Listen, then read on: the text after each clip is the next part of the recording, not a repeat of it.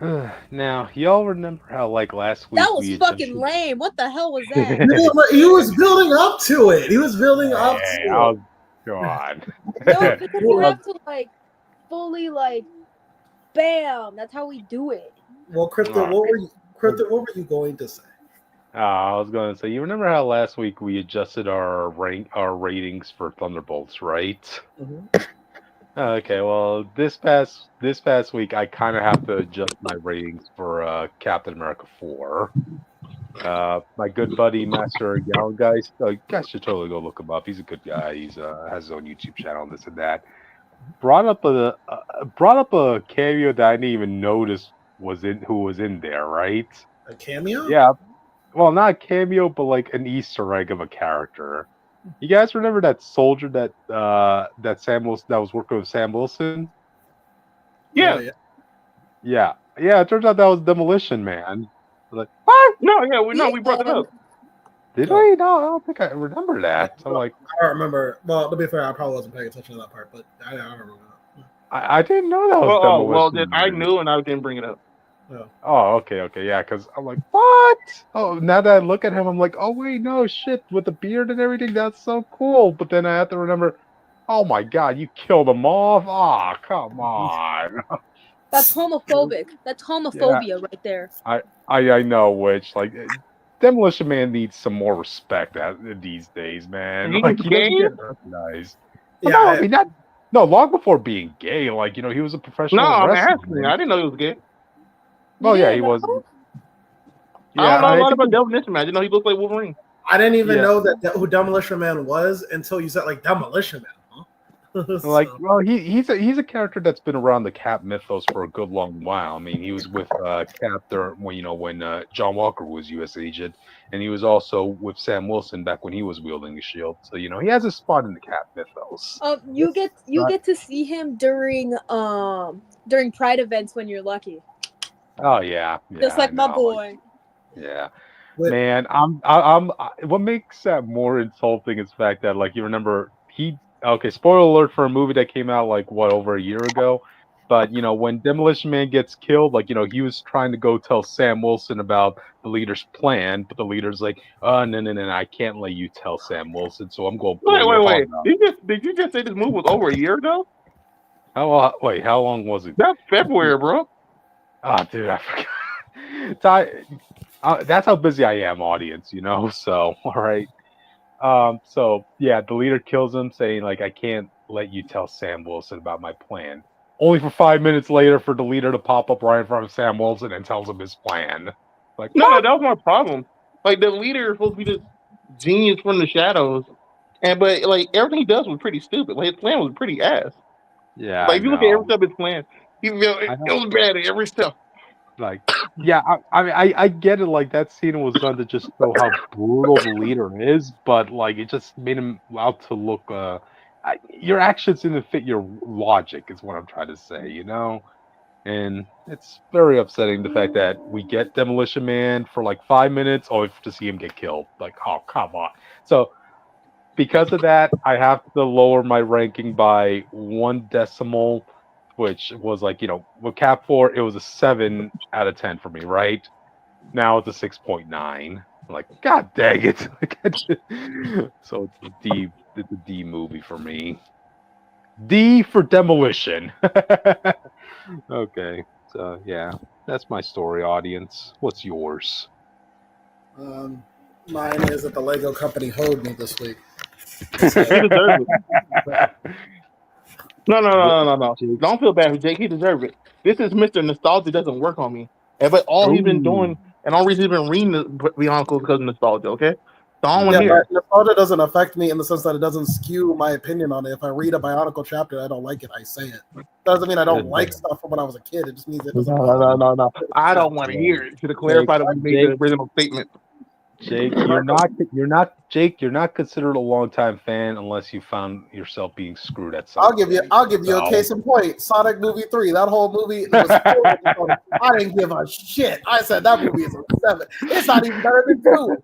It's not even that was the movie I've been asking for since I was a child. I dreamed. I used to pray for an Adventure 2 movie, God. and they gave it to me, and I said, that shit was alright. They gave you a dead little girl, man. What else did you want? I wanted the truck.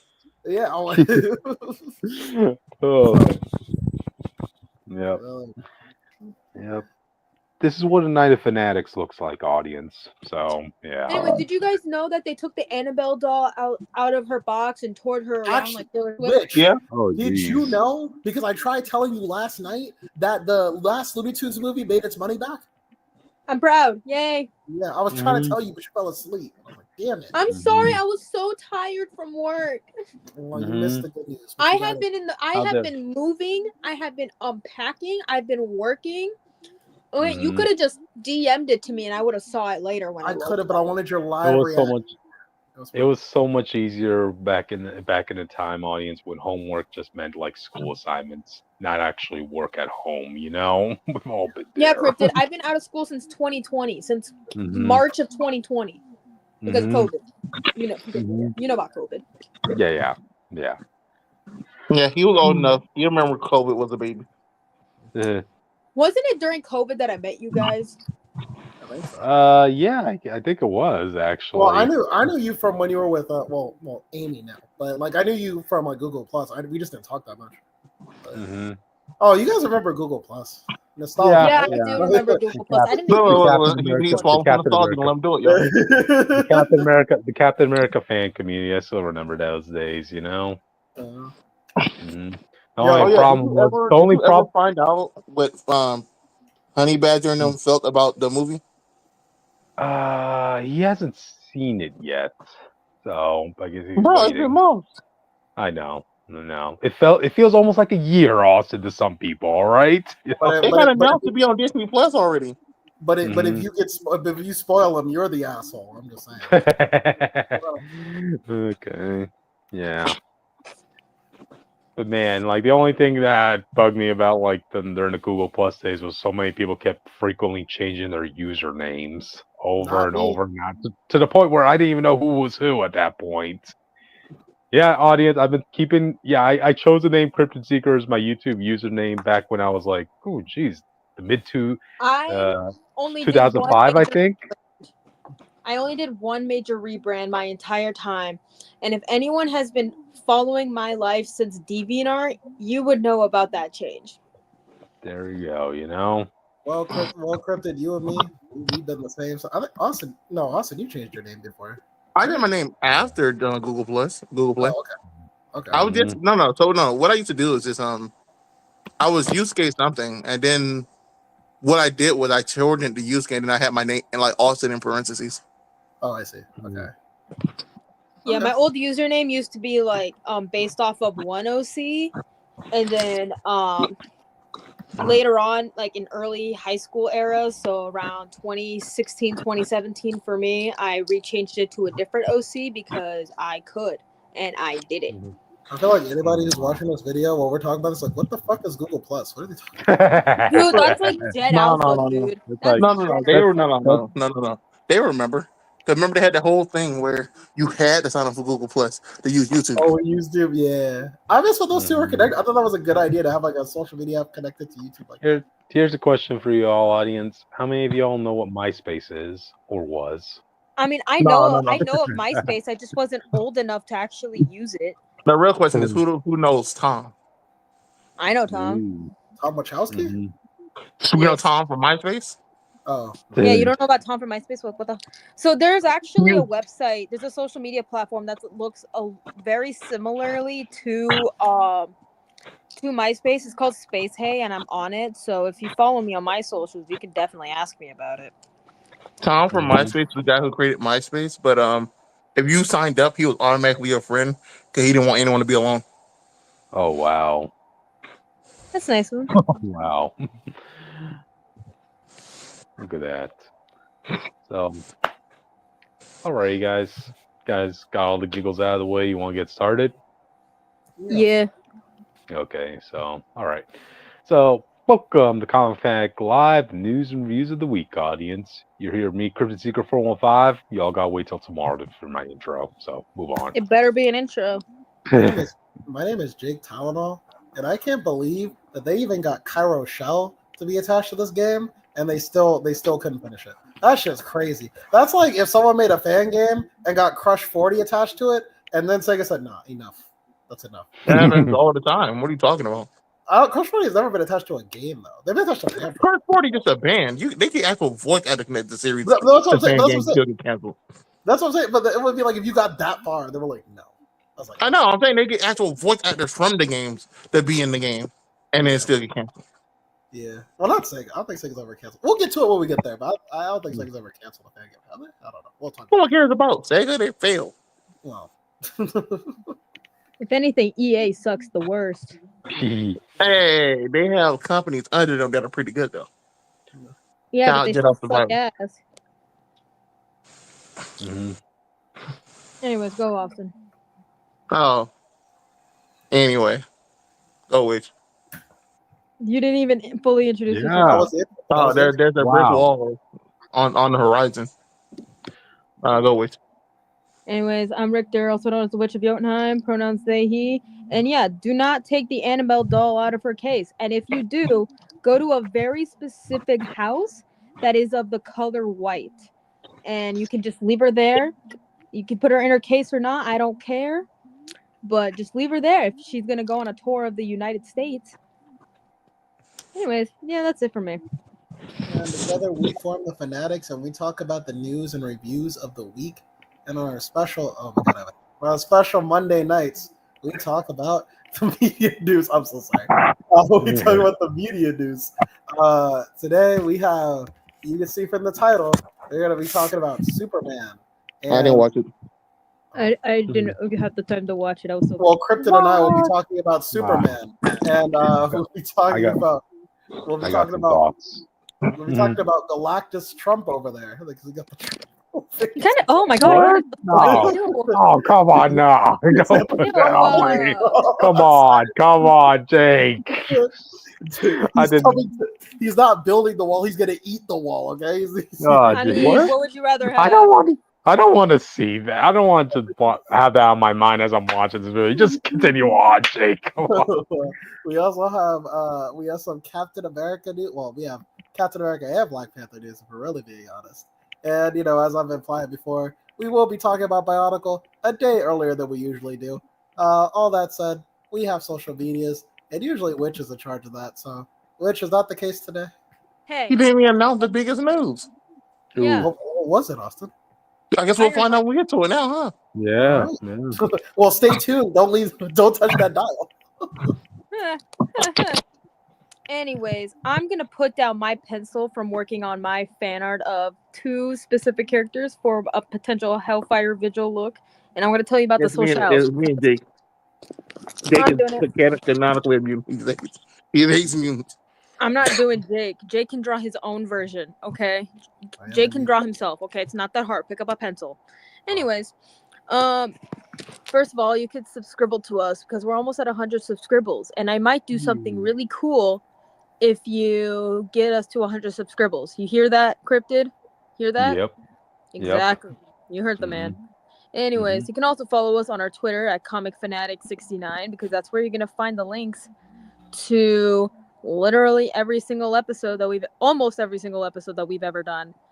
Besides maybe like a couple here and there. Maybe you might see some cool art. You'll see all the thumbnails that Cryptid makes and all the cool art that I make sometimes. Maybe a meme every once in a while. I'm a little lazy. I don't like to do a lot of stuff. But besides the point. If you don't want to follow the whole squad and you just want to follow me because you think I'm cool in my nasally ass voice, you can follow me on my own Twitter at Witch of Jotun with an E instead of a U because why not? You can also follow me on my Instagram, TikTok, and Twitch at witch_of_Jotunheim because why not? Pretty soon I might go live on Twitch because why not? Because I'm almost done unpacking. We're working on it. Anyways, you can also find me on Blue Sky and Tumblr at North Star Aria because that's the semi rebrand, not a full on rebrand, just a semi rebrand. Okay, Cryptid, semi, not fully. Anyways, yeah, you can also find me on Rednote/Xiaohongshu at Witch of Jotun with a U this time. And if you wanna support me financially, you can buy me a coffee or a Ko-fi at Witch of Jotunheim. And if you want to find Austin, yeah, he's just a brick wall with bright blue eyes and hot pink blush. Nothing about that has changed. I don't know where he went, but here we are. You can also find Cryptid in the same spot that he always is. And Jake, Yeah, are you with the Annabelle doll or where are you at? bro, I'm suffering right now, bro. I don't want to tell you. With the Annabelle doll? Nah, bro. Nah, bro. I'm injured. I can't buy medicine. Yeah, no, he can't. So I have ibuprofen. I blame the government. No, responsibility. Grow your own medical herbs, guys, like I do. So Bruh, not everyone has the Ain't time no or money medical for herb is that. going to help me. Mhm. I am $20 short. Mhm. Yeah, I only have a few dollars in my bank account right now, okay, bitch? I just paid my rent. Mhm. No. Not everyone's rich, okay? Mhm. Anyways, yeah, please support me on Ko-Fi, please. I could really use the extra $5 right now. Mhm. You don't have to. I'm not forcing you to. Gotcha. So, alright then. With that out of the way, you guys want to get started? Yeah. All right. So let's start us off with a little bit of super news tonight, audience. I only saw clips of this trailer. I feel like I should preface that. All of them that I've seen was just Nicholas Hoult looking cunty as hell while bald. Yeah, nah, right. I actually didn't like how Crybaby just Lex Luthor looked every moment I saw him. I think that's just how Nicholas Hoult looks. I think he just has that look to him. Yeah. And not in like a mean way, I'm just saying. Yeah, no, with his hair shaved, he has a small head. So watching him violently He shake just- every time he gets mad, it looks goofy. He, It looks a he little bit just, too goofy. yeah, he just needs to be an upgrade from Jesse Eisenberg, you know? So that's my only rate for him, you know? So, yeah. So I guess it's just me and Jake who've actually seen the whole trailer, right? Well, you know. I have to watch another trailer. Well, you know, and if we do the fusion dance, we'll turn into Philly, and then we'll have our true opinions on that. Yeah, well, Philly's not here, so he hasn't been here since we started this. Yeah, one of these No need days. to remind us. One of these days. But yeah, as far as the trailer goes, there's only just really one thing that kind of stood out to me, and James Gunn, I'm kind of like really wondering, oh, are you really going to go with this angle of Superman? Because in the beginning of the trailer, right, you see like Superman is getting interviewed by Lois Lane, right? I don't know if this is like done for Lois. It's a mock interview.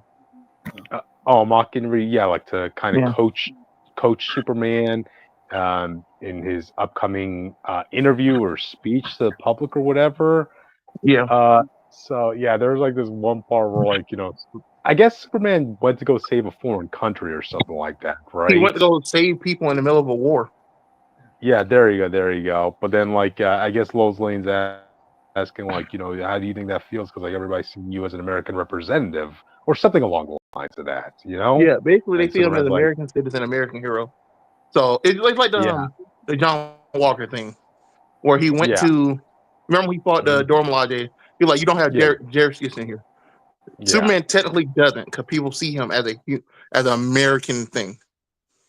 Yeah, which is kind So of like it made a whole lot of background problems for the government. Oh, okay. So this is where I'm like kind of getting a little worried because like, James Gunn, are you going to start this? Are you going to start your DC Universe movie off by this leading up to Superman renouncing his American citizenship to the world? I think he should. I expect Superman to fight for everyone, not just America, but wherever. Yeah, else. but I think he should. He fights for everyone, but like to just go out and outward, not just go but to just go outward and start your whole universe off of that moment. I'm like, I think he should, because it makes a statement about his Superman. Because like this. Okay, I know that was like a big thing in the comics, but you know, one version of Superman I read was in Earth 1, right? Like where they went through this route too, but like, huh? Wait, Earth 1 or Earth 2? Right? Wait, Earth 1 or Earth 2? It was that one written by J. Michael. No, this is the one written by J. Michael Straczynski, actually. Earth 1 is where everything's grounded. Earth 2 is where everything went to shit, if I remember correctly. Yeah, I got. It's probably Earth 1. Okay, but like, It's the one where the Lex Luthor of that universe is a female version of him. So That sounds like Earth 2 shit. Earth 2, yeah. But anyway, there was like, they did touch on that angle about like Superman, like you went to a corrupt government with a dictator and took him down, right? But the conflict wasn't everybody like saying, look, this is America intervening. No, the conflict was Superman, a godlike being, is here on Earth, and at any given moment, he could take down any of our country, any Yeah, country he's strong in the enough to world. do so. I To don't be know. fair, if he did do that, that's fine. His crime here is that he just went to a place, interfered in their war, and was saving people. Gotcha. I don't think he didn't like stop the war. If he did that, that would be a whole different thing. But he was like, you saw the trailer, so you saw the kid putting up the Superman sign. He saved him, and people like that. Yeah. So if it were up to me, I would kind of want to go through that angle rather than the lead up to the moment of Superman renouncing his citizenship. To be fair, he might not renounce his citizenship, but I think he should. I think this moment is great for Superman. Because it always addresses my problem with Superman. Because I always I think we said this like last week or last time we talked about Superman. But realistically, if someone commits to a war on America, Superman is going to stop it. If someone shoots a missile to commit war against America, Superman is going to stop it. Yeah, of course. Even though he doesn't say it, he is an American agent. If it's bombs and stuff in another country, he's not going to do anything. Sometimes he's going to let them war it out. But if you attack America, he's going to stop it. He is an American agent by default. Yeah, he just likes to say that he's not. So I think him announcing his citizenship and trying to be a worldwide hero is a good step, especially because I think it's a good step because he has to reform this shitty ass Justice League. Oh wait, that's another thing, right? So the only group that's American representative is literally called the Justice Gang in this movie. Exactly. That shows you how world sees heroes right now. That's why I think Superman has to announce his citizenship. Or the other side to that coin will be like, no, this is how heroes should be acting. Like, so, Why don't you be a hero for everybody? You hear me, Superman? You want to save people during a war? Go ahead. There's only so much one Superman can do at a time, Until they keep saying, "Oh, he can go 99 times the speed of light," so he should be able to do everything. That might be the problem with the Flash. You know how insane that will have to mess with your mind? Like, how many atrocities are being committed every single second? If you can around the world, if you actually go to speed of light, you can run around the world in 1 second. So if you go 99 times, you can stop most crime on the planet at the same time. That's kind of wear and tear on you after a while. After a while, yeah. I don't see him do it one time though. I think it'll be funny. And then you'll have that one person saying, "You didn't stop my atrocity in that 1 second." 9:15 a.m. on a Sunday morning. It'll be like Superman's version of this Spider-Man thing, where like, oh no, I'm going to save everybody. I'm going to overclock my powers, all that stuff. So that'd be an interesting arc for Superman, like in a comic. Yep. And at the same time, like people will abuse that. I recall one time in the Superman comic, like some people were just jumping off of buildings because they're like, Superman will come and save us. Like, really? Hey, think about it now. We have way more Kryptonians now. yeah, true. We have like 5 in the same city, bro. If you can't stop all crime with 5 Kryptonians, we might have to talk about it. That's true. Something else from this trailer. We got to see Colonel Flag Sr. in this. So yeah, he's gonna be. It looks like he's gonna be popping up in more of the DC universe and the DC movies. Expecting that's going to be interesting because if he's not done well, that's going to annoy the fuck out of everybody. Yeah, There's nothing worse than a bad character reoccurring every time in every arc.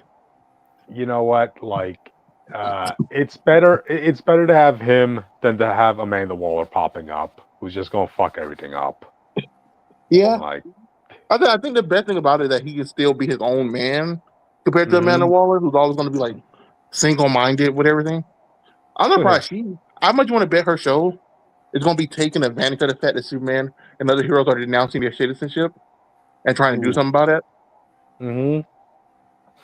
Yeah, knowing her, she would do it. She want to respond to that.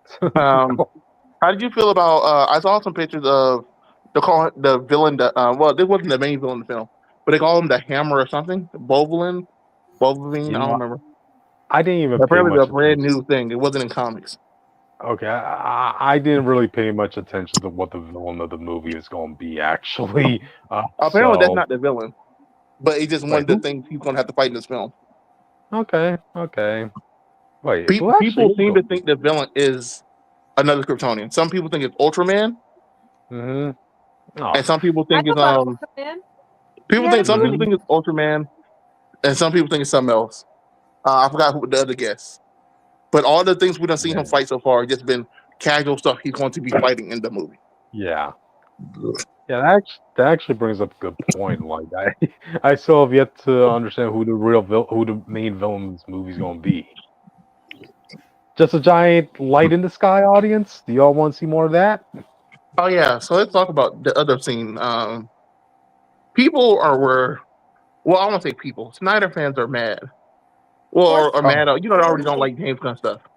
But they were mad about Superman taking damage from the fire and being screaming in pain as he was being healed. Like they don't understand this man had broken bones that had to reconnect and fix himself. Let's correct the statement. They would understand that if it's in a Snyder movie, because in the other movie he's been able to. In the Snyder film, he just flies. He takes a nuke and just flies up into the sun and heals gracefully. Remember? I'm saying that there was a scene where people were mad that he's covering his face from fire, but they're scenes in Snyder's movies where he's blocking his face from bullets. But it's no one cares. So it's they don't care. It's just a matter of it's not what I want. You could explain this to them and it would not matter. There's just finding other ammunition to use. Snyder fans, I've seen Snyder fans look at a frame and go, "Look at this! Look how ugly this is!" I'm like, bro, nothing happened. To be fair, I do hate a lot of the framing I didn't see the trailer, but I saw a lot of shots. It's all over Twitter, all over TikTok, and GIFs and memes and edits and stuff. So a lot of the shots and angles he did, I don't think are good. And someone compared it to the Flash, and they had it was 5 minutes of similar shots from the trailer to the Flash stuff. Literally, the only thing that I've been seeing come out of this trailer on my feed, besides the obvious stuff, is literally the amount of people that said that Lex Luthor in this movie looks like he's gonna baby trap Kal-El with Connor. No, wow. No, Am I wrong? Am I wrong? Now that you mentioned, put it that way, I think it's the same cinematographer, but James Gunn has already gone on note saying that he thinks The Flash is one of his favorite superhero movies. So I don't know what I'm saying. So no. you see a lot of this film. No, he did. He said that before the film came out. We talked about it. Yeah, but the thing is, I never had a problem with The Flash cinematography. No, I do to a degree because some of those angles I think don't work for Superman and the brand of action that James Gunn is portraying. If that makes sense. For The Flash, all his scenes. All the camera angles and scenes are built around his speed. Right. But for Superman, it's Superman's not doing those feats all the time. You know what I mean? Yeah. We'll have to see how it plays out. But like I said, I don't think it's going to be bad. Now that I notice, I can't unsee it. Is what I'm saying. But no, like I said, I've seen Snyder just complain about every last frame. Literally, I'll look at a complaint and I'll be like, all right, 9 times out of 10, you're probably glazing Snyder 10 for the next 10 posts on your feed. They glazed Snyder, but they let Rebel Moon fail. The universe is dead right now. Right. So I don't take these complaints seriously unless I too have that complaint. Until I see the movie, because a lot of it's just complaining just because it's just James Gunn's name on it. So I don't trust Snyder fans, man. I don't trust them. They give me bad vibes. I want to ask the Snyder fan after this movie comes back. Okay, so who did it better, Jesse Eisenberg or Lex Luthor, or this Lex Luthor? And they'll say it's. Be honest. And they will say Jesse Eisenberg because it is not the movie that won. It is not. Jesse Eisenberg. He almost won. Dude, the Snyder dick writers are some of the most annoying people you will ever fucking meet, and it's shut up. It's Shut the fuck up. it's people who have wrapped their whole identity around like being the underdogs and like feeling like they're being told something, so they just buck It was this is why they should not have been rewarded with a Snyder Cut. right. So Yo, wow. Dude, that shit was the most boring thing I've ever watched in my life. I literally had to like watch it in the span of 4 days because of how bored I was. there were people Wow. saying like this show looks like Superman and Lois, and I'm like, oh, really? I disagree. Is that a diss or a compliment? No, Well, Because no. It's Well, for this them. It's a disc because like, oh, it looks like a TV show type Right. stuff. But But look, the Superman TV Lois show was was pretty good. good. right. Yeah. Oh, So, so. or there was the thing where it's like, oh, look at Superman yelling at Lois. Superman. Oh yeah, a lot of people Oh. like look at this man child. He's a baby. It's the Superman's. If we are looking at this as a younger Superman. So he's only been Superman for a while. Clearly, he doesn't understand why people are mad at him for doing the stuff he always done and always say he would do. Mm-hmm. Something bad was going on. He went to go say to people that wasn't involved. And now the world and people hate him. Remember, we saw the scene them throwing a beer can in the back of his head. I still want to know what Because that he guy's went to go logic save a was. kid. Yeah, No, I want to know what. I want to know what that guy's logic was. Like, I'm going to throw this beer can at a god. What the f do you think It's was not a- going to happen? He's not a god. You're missing the whole point of Superman. That's how you keep talking about him. Well, no, I mean, as far as the world is concerned, like, you know, if you can see as well. what this guy can do. No, they you don't see him know? as a god. Remember, they see him as an American citizen. Oh, well, okay, yeah. But There I is don't think an he fought artist- someone big yet. That they see him as like the crazy godlike figure. Because remember, this same world already has Green Lanterns who've been active for years. We got an old Hal, so Hal's been Green Lantern for a long time. They already There's have an seen crazy artist. shit for Superman. There's an artist on TikTok who I really like, where they did like kind of like a dark AU of Superman, but not where Superman is evil, but they play into the more like alien aspect and more godlike aspect of Superman, where he has this front that is like the typical like Superman that we all know, but then like a very specific point when like that facade drops, it's like kind of like a like scaly, and I think that was very interesting. And So honestly, they just made we him don't see Omni-Man? that, huh? So they just made him Omni-Man from Invincible. No, he's not evil though. Also, you know Yeah, what? but When I Omni-Man find it again, wasn't when I evil find in the it, natural sense. It was just like I'm trying to. I'll This tag is a you. point, I'll but tag you in it. I'll go find it and I'll tag you in it. Okay, Austin. okay. But I will Okay. say the only Snyder complaint I see, but I think it's just because of the way that it's approached. It's like if you really just break this down, it is kind of the BBS plot where it's like people don't like Superman anymore or something like that. Like it's more like people losing faith in Superman. Superman's losing. But yeah, I think this works only because it's unjustified compared to the Snyder first was like, yeah, what the fuck you nigga? What? Oh. Do you see what you did? Why are you crying? Like we should be thankful what happened. I have no car. Well, I mean, yeah, it was your first day. Barely anyone knows who you are. Your first day, you just like. It's your first day, and then you immediately that whole movie, like Man of Steel, in hindsight, is funny as hell. The thing that is from like a normal person's perspective, it was like you just found out like gods exist today, and like one who claimed I just like leveled your whole city. You know what I mean? And then I'm glad we reviewed Thunderbolts already. So this is not going to be a spoiler, which because it's in the trailer. Okay. But there's a lot of scenes of Snyder Superman that looks just like the Void. Yeah.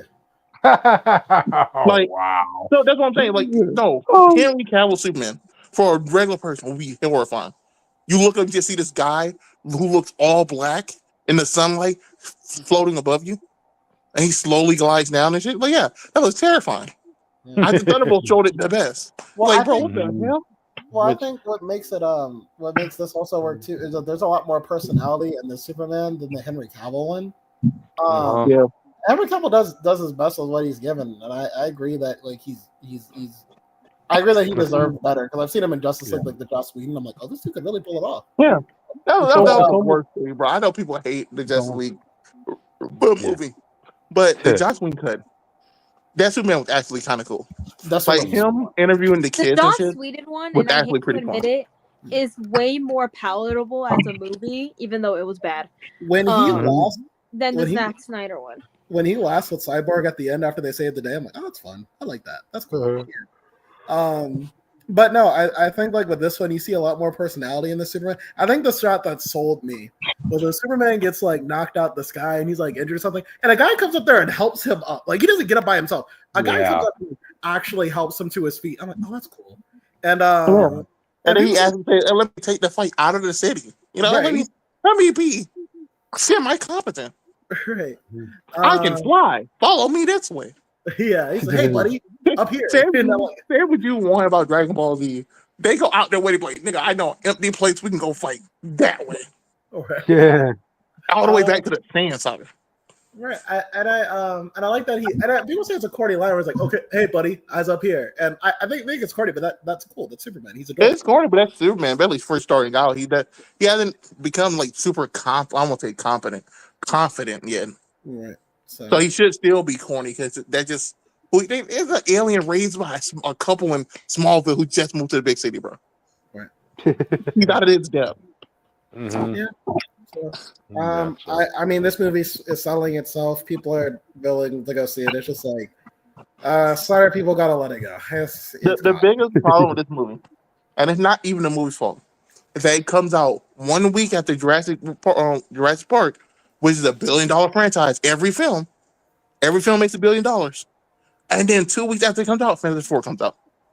No, it's on the same day. I cannot wait, isn't it? dude. You think I have No, I just told you. No, why you keep thinking that? Oh, okay. I thought that would come out. I told you that like 2 times. Okay.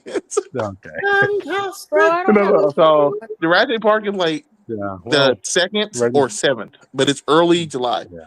And then July 11th, on my birthday, Superman comes out. And then on July 24th, Fantastic Four comes out. Well, what you know what you're buying and spending your time on July now this year. Yeah, my 2 out-of-state conventions, asshole. I'm not pulling a Deadpool and Wolverine again, man. Yeah. Like, I want to actually enjoy my time at the cons I'm going to. You're gonna have to wait. Gotcha. But yeah,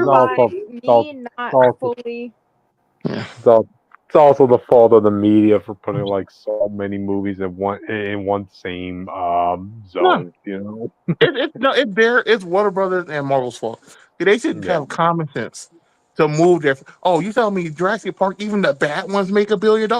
Maybe we should not be right next to it. Dang it! Why did you? You can't be that confident in your brand new film. That's going to be the movie that consistently make $1 billion. Yeah. This is the Hellboy thing all over again. Because if it does bad, the director's going to be like, I blame Marvel. You remember that? Hellboy flopped, 19 flopped, and the director was like, I blame Marvel movies. It was actually the actor, David Harbour, who Both said of them that. Did. Yeah, and funny enough, look at what happened to David Harbour. He's working for the MCU. Come crawling on your knees, man. So I feel like if Superman, I feel like Fantastic Four needs to move back more into like late August, and then Superman moves back 1 week, dude, until like July 17th or something. You should have had Fantastic Four come out during Thanksgiving, man. Hey, it's a family film, for Christ's sake. What better way to? No, but based on how it ends, that's not. I don't want to see a family film and that ends with the universe getting destroyed and shit. Okay. Please, for the sake of my wallet, please. I know. So, all right. Support me on Ko-Fi. I like how the picture using him just laying in bed. Yeah. Look at a child in cosplay who got home too late. Hey,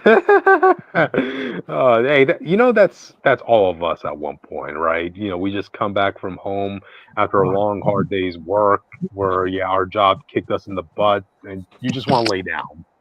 We've all been there, audience. All right, you know. So, is what I'm saying. That's my life. Mm-hmm. So, all right then. You guys have any final thoughts on this before we move on? No. Oh wait. There was discourse. People were complaining and crying about Guy Gardner's power. So in the movie, you see his ring light up, but you don't see the power come from the ring. It comes out the sand and slaps him away. So people who only watch cartoons the Green Lantern power comes from the ring. But if you watch the comics, they be loosey with that. They don't care. Because it's an artistic. The ring could be destroyed and they can still use their powers half the time. It does not matter. Yeah, it's an artistic interpretation of how the ring. So I get why some people were mad about that or confused about that. That's just how it is. Remember, audience, the ring is only limited by your mind, as some writers Oh, like to You say. know damn Green well all Lanterns those don't AI even need- motherfuckers are gonna not be able to use the ring because they're gonna be like, I'm gonna type this into an AI. Support me on man, Ko-Fi, guys. I even argue that it wouldn't matter because it still comes from the ring. It's just not a visual. It's not visually. I think it matters because it changes how the contracts are formed, and it makes it a little bit less. I think it also makes it harder to combat. So you have to do combat a little bit smarter. So we'll see how that handles it. So if you can just make the construct anywhere, that changes a lot about a fight with Green Lantern. Yeah, but I think it's like. Well, I think that's already what would have been taken into account in the movie. I don't think that's really an issue. No, I'm saying. I think we'll see how it goes with the Green Lantern show. Because I doubt that's going to be a big part of this film. Yeah. Well, gotta say, if you're ballsy enough. Oh, go ahead, Jake. It would be an issue for only the writer only. As long as it can be a trade interest. Another Green Lantern thing. So people just know. If a Green Lantern has enough willpower, they will probably never meet their lantern. You'll probably never see that lantern thing in this film. Oh, wow. Like Hal Jordan, Kyle Rayner, Guy Gardner, John Stewart, they can go months without recharging because they just have that much willpower. Hal Jordan can do the impossible and kill himself. Which you can't do with a Green Lantern ring just because he has more willpower. Like the rules are stupid when it comes to Green Lantern. Well, I gotta say this: if you're ballsy enough to think that you could fight against Superman, then you must have your willpower must be on that over 3,000 chart. You know, hey, that's confidence, not willpower. Yeah, no, that's what the actor who plays Guy Gardner says. You know, it's more cockiness and confidence. Yeah, cockiness. Gotcha. But anyway, guys, don't forget that movie when Hal Jordan and Batman tried to fight Superman and he got low diffed. You'll experience Hal Jordan. Wow. Gotcha. Yeah, all I know is Guy Gardner isn't going to get low diff. That's my glorious King John Nolan. Okay. Yeah, that's why he's getting low diff because he's not Nathan Fillion, bro. I mean, he's not Nolan, bro. Gotcha. He looks in the mirror and he wishes he was that man. he's like, I wish I was on the world, and I can't like make a fraction of what this man is. I wish I could be a Westshire Hills police person. Gotcha. But anyway, guys, I think we spent enough time on this topic. You guys ready to move on? Yeah. All right. Let's move on to the next topic. Anybody want to announce this? Vision Quest. We're gonna get Jocasta finally. That's not an announcement. In Vision Quest potentially. Yeah. Well, I mean, you kind of want to add somebody as part of the mythos of Vision, and since we already know Ultron's going to be in here, I mean, come on, who else could you possibly bring? You know, I think the problem with this is just like how much of the Vision mythos they already fucked up. But people don't know Vision. Everything about Vision in the MCU is fucked up. It's fucked up. He wasn't made by Ultron originally, if I remember correctly. Ultron had a part, but his brain and his body was made from Jim Hammond. Jim Hammond, yeah. Jim Hammond and his brain was Wonder Man. His brain was made from Wonder Man. Well, just a quick refresher. One's a cameo and one's finally about to get a show. Well, even though you're still correct, I just want to make clear. Ultron didn't make him; he made the body, and then Stark made the rest. I know. No. Ultron made him. No. So Vision's already complete when Ultron made him. All Stark did was fuse his AI brain into it. Yeah, that's awesome. Yeah. My point is, like, he made Ultron.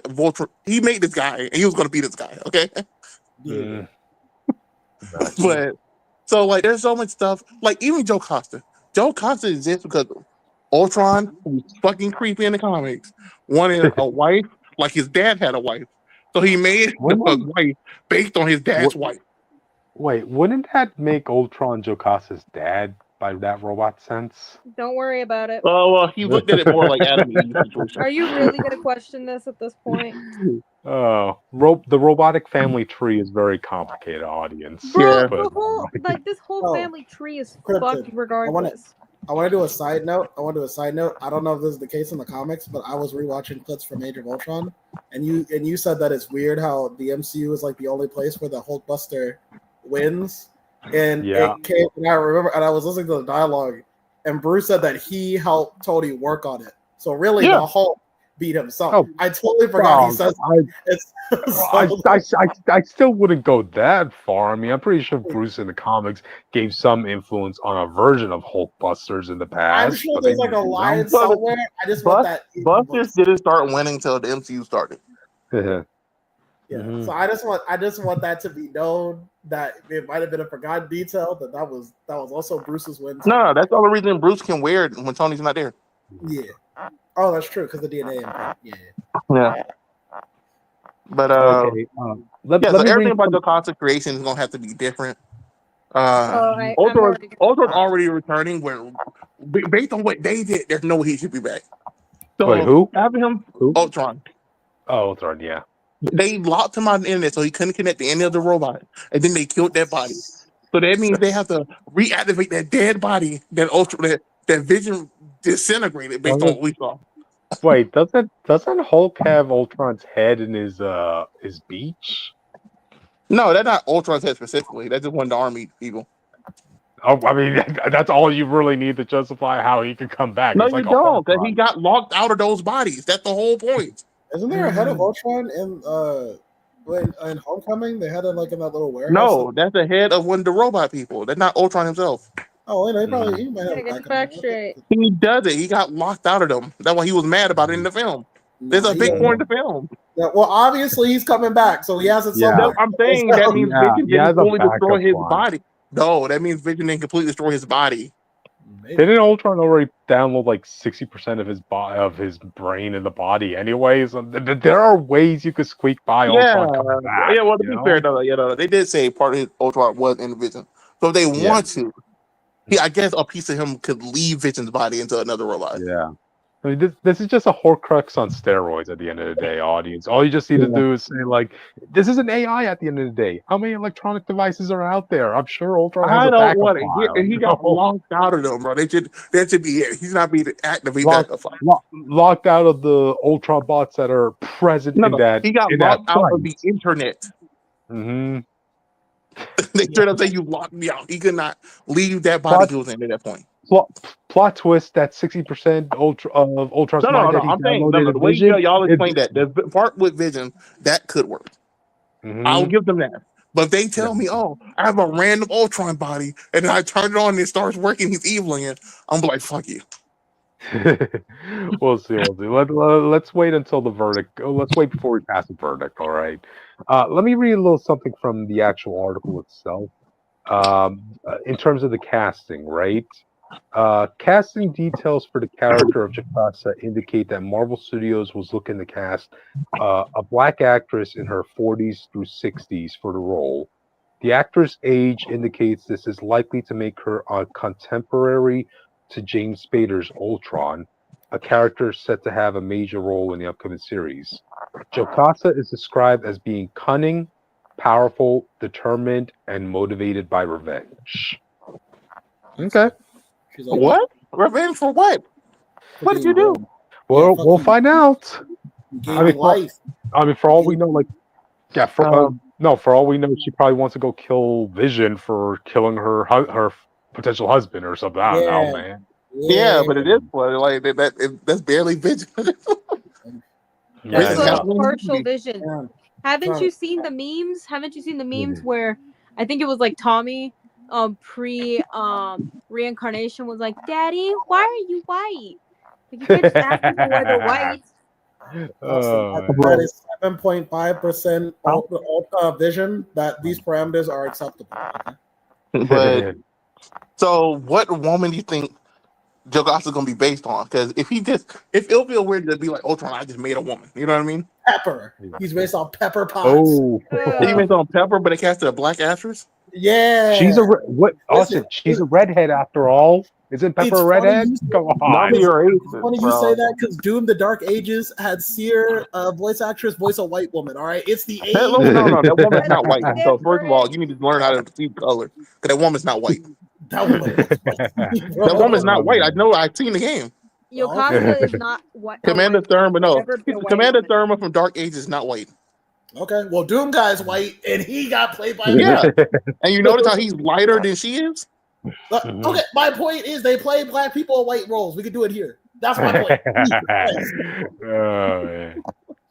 Kratos, anybody remember? Jocasta, the way they play black people in white roles, Cassie- Jocasta's a robot. She's not a race. It doesn't matter. No, well, listen. All I'm saying is we can do it. She could be Pepper. She could be based on Pepper and a black woman. Let's do it. Yeah. Yeah. Well, yeah. I think Ultron will try to hurt Vision in a way. Yeah. I think Jocasta should have been based off Wanda. This will be funny. This could be like Ultron's way of just humiliating Vision. Like, you lost the love of your life. Well, here's me bragging about the wife I made.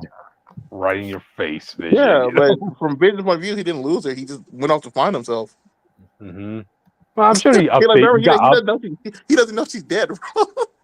Austin, I'm pretty sure Vision kind of updated himself since we saw him in WandaVision. In WandaVision, you know, come on, this guy's been gone for like 5 years. You know, internet is a thing in the MCU. Yeah, and the internet doesn't know that Scarlet Witch killed her though.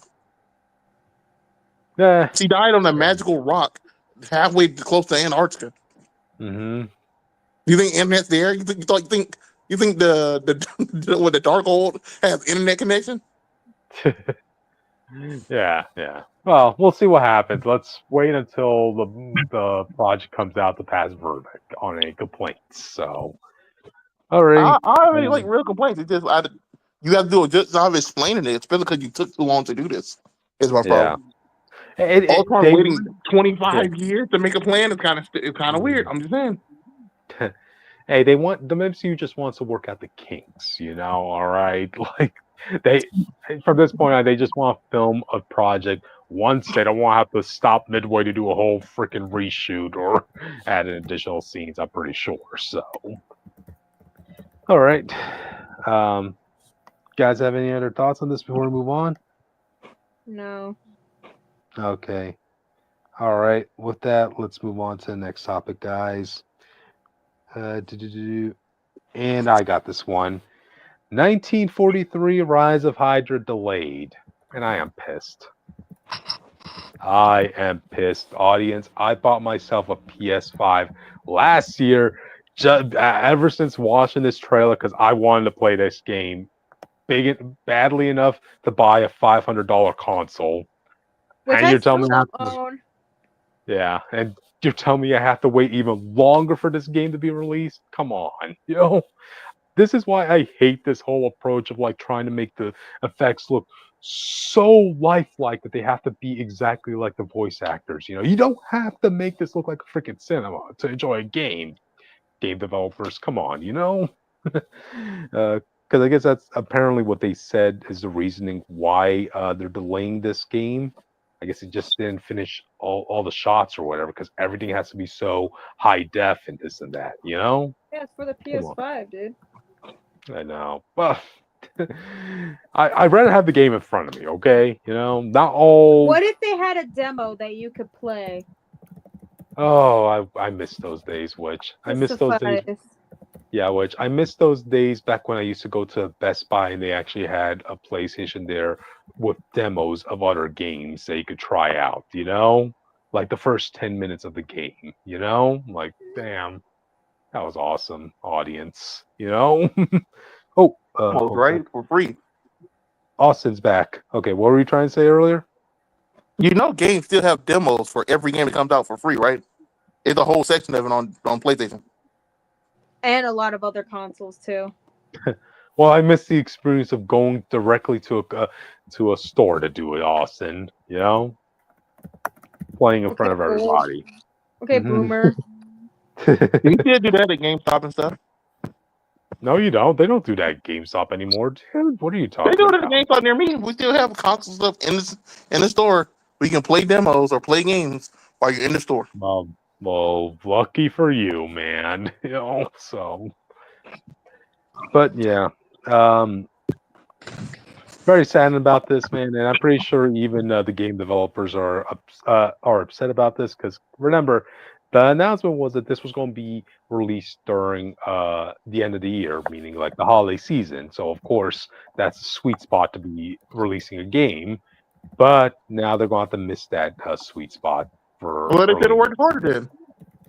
Y'all just worked, y'all fucked up. Hmm. Why did you have to give yourself such high standards in graphics, game developers? Come on. Sometimes, like if you're doing No, it you on time, no, they it's need also I high standards respect it because as a they compliment won too. awards and stuff. Boo. I want my game. I don't want awards. Fine, Okay, you can have your damn, you're game, so but when fucking it doesn't do that impatient. well because of the graphics on Krypton, the stuff with every Krypton, other game that's out there now, you'll get mad because Krypton. it's the only one you're gonna get. I Mhm. have waited over 2 years for a game that costed me $20, and also will only have like a little over like an hour of gameplay, plus a DLC that I need to buy later, which I'll do that when I have the money and the time.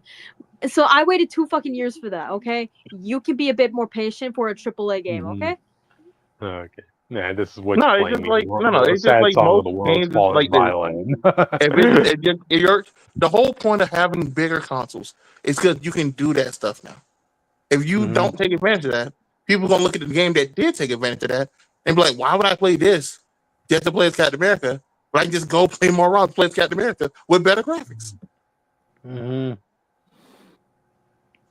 Captain America, Black Gotcha. Panther, I have them in more Marvels right now.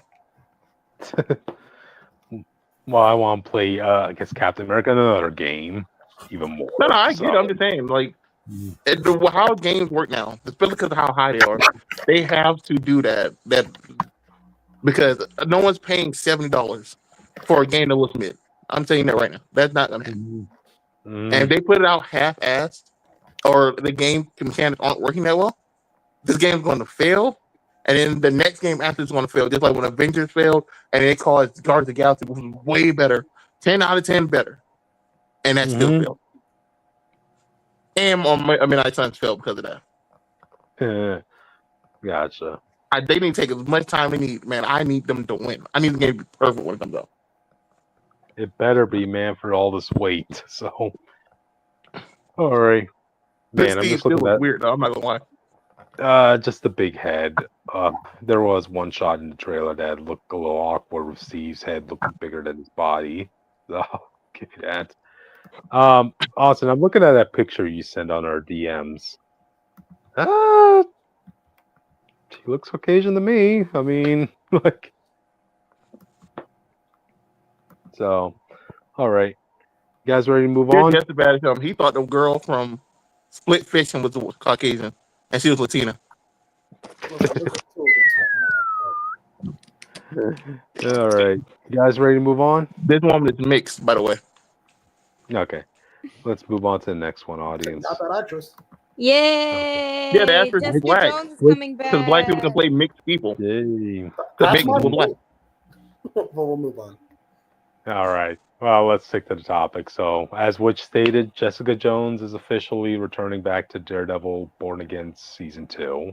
Man, that's a mouthful. Oh, right it's there. almost like when we said this, and people were like, "Oh, this army suck ass." Like, Yeah. yeah, they have to wait until the other actors are available again, because no Yeah, one thought Daredevil was coming back at first, and they weren't Yeah, supposed to come back originally.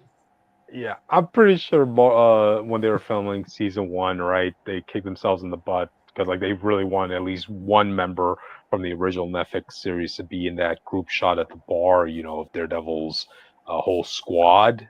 But yeah, again, these actors have their own projects, their own personal Like, lives, this and that. So I told people, Jessica Jones probably going to be the easiest one you could have got.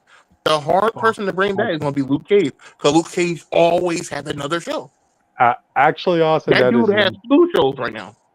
Austin, actually, that is not true. Like the easiest person you could get to come back is actually Danny Rand. Like, No. I mean, in the sense of Chris. No, she still works in a company. She works on a show that's still under Disney right now. Yeah. Okay. That's what I mean. Like, they still What have show her is number on that? file. They can call her easily. Mm-hmm.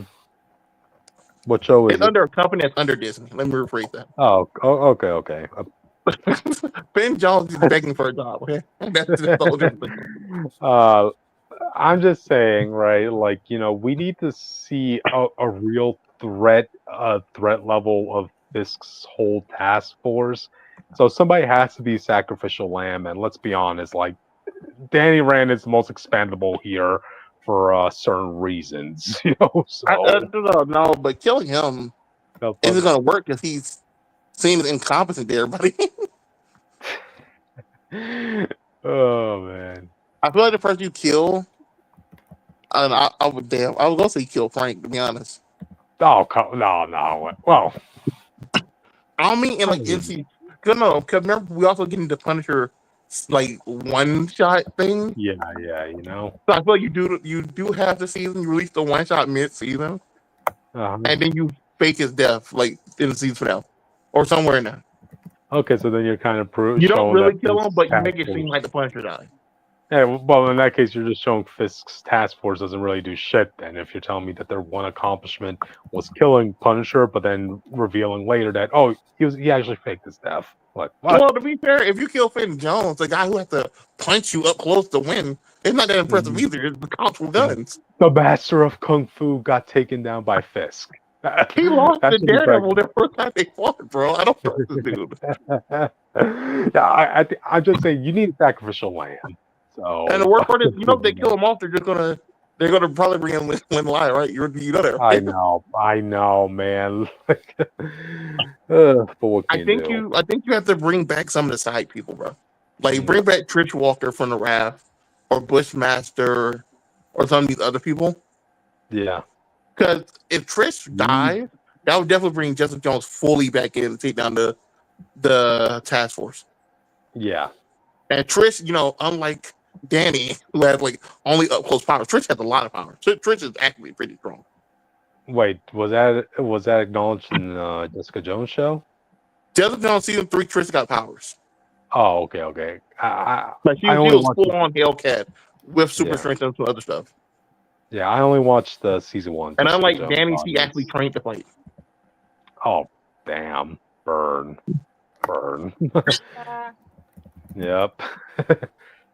Let's see. So as far as Jessica Jones coming back, yeah, I mean, again, people want more of the original cast from the Netflix series to be coming back, and keep in mind, this was like the one Marvel show that my parents watched. Oh. Okay. I feel bad for them. Well, the first season was pretty good. No, the first season good. Next season is bad. The third season is good. That's my ranking on it.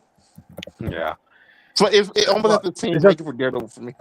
Well, I mean, it's just a tricky part with Jessica Jones in general because she only has one story worth telling, and that they already told that story in the first season. You know. Also, do you think we're gonna get her entire character, all of her characters back? Like, are we gonna see Zebediah again?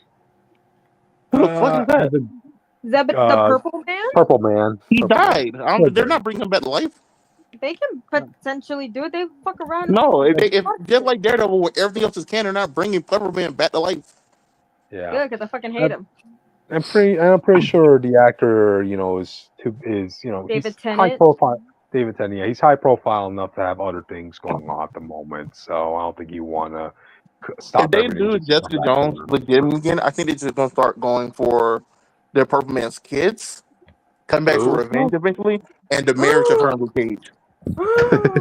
Oh my god! Because remember, a big part of the Devil's Reign was Luke Cage connecting with one of his sons and stopping him from killing everybody. Austin, the fact that you said that they might do the Purple Man's kids gave me an idea. Mm-hmm. I'm not going to say it because it's kind of obvious. Okay. But you know it. If he does, they might be able to make that one they keep trying to make a hero, but they don't, like the books don't sell. He might actually succeed or something. I'm going we might get Kara, and you know what? We could potentially get Alpha Flight. I just like how you took that little thread of a tie. Which it said, "This can be midway to Africa." I need something good in my life. Okay, let me have this. But to Twitch's credit, that could be their way of continuing the Purple Man by introducing his daughter. No, if they do anything, I think they'll do his son, the one that Luke Cage is adopting. Yeah, well, we'll see. I gotta say this though, if it turns out they'll probably do all of them. To be fair, find out that great enemy dad, like hundreds of like 10 kids. It's kind of crazy, dude, and they all have dude, the They have power. kids. dude, He I, thinks I that gotta say this. I gotta say this from like the Purple Man in the MCU, right? You're a damn hypocrite if you tell me you have all these children, because the one constant thing I remember from you in season one, Jessica Jones, is that you didn't like the RAPE word. You didn't. Yeah, he You didn't never. like it, but he still did it. That was the worst part. yeah, Yeah. he still did it Don't regardless forget, if he y'all. liked He it or did not. that to the lady who went on to be Starlight in The Boys. Yeah. Oh, okay. So Got I'm just saying, enough time has passed. So if he had any kids during that point of view or around that time, they would be old enough to be their comic book counterparts. Oh wow. Exactly. There you go. So yeah, some good story potential out of this audience. So I think it's a win-win for anybody who is a fan of the Netflix series at the end of the day. The real So question is, no, I have a real question. Do you think they're going to explore her powers? Because say what you want about this films, we know they teased Jewel and they showed that she could fly a little bit at first. The yeah, thing is, Jessica Jones is trying to regain her power, like full power, wait, just in case he needs them. And it's wait, sometimes we see her in the comics. wait. Is that what happened to her in her last season? Her powers went to flux or something? No, I'm saying no. Remember, like she lost power because she stopped being a hero after Jewel situation. Uh She huh. couldn't fly anymore. Remember, she could fly originally. Oh, you're talking about the comics. No, I'm talking about they did it in the show too. They said it in the show. It's been so long since I saw the Defenders, man. So I'm not talking about the fucking Defenders. Yeah, why no. the fuck would he be talking about that? Well, In okay. Keep Jessica this in Jones mind. season one, when they show you the Jewel costume and you find out her history with the First Man, you find out she actually had more power. She could fly and stuff, just like in the comics. And then after she got the R word and she stopped being a hero, trying to be a hero or a good girl, she lost her that type of power. She could not fly anymore. That's why she jumps. Dude, you're talking about. Well, even though I like the I'm talking show, about the first basic Jessica season. Jones character.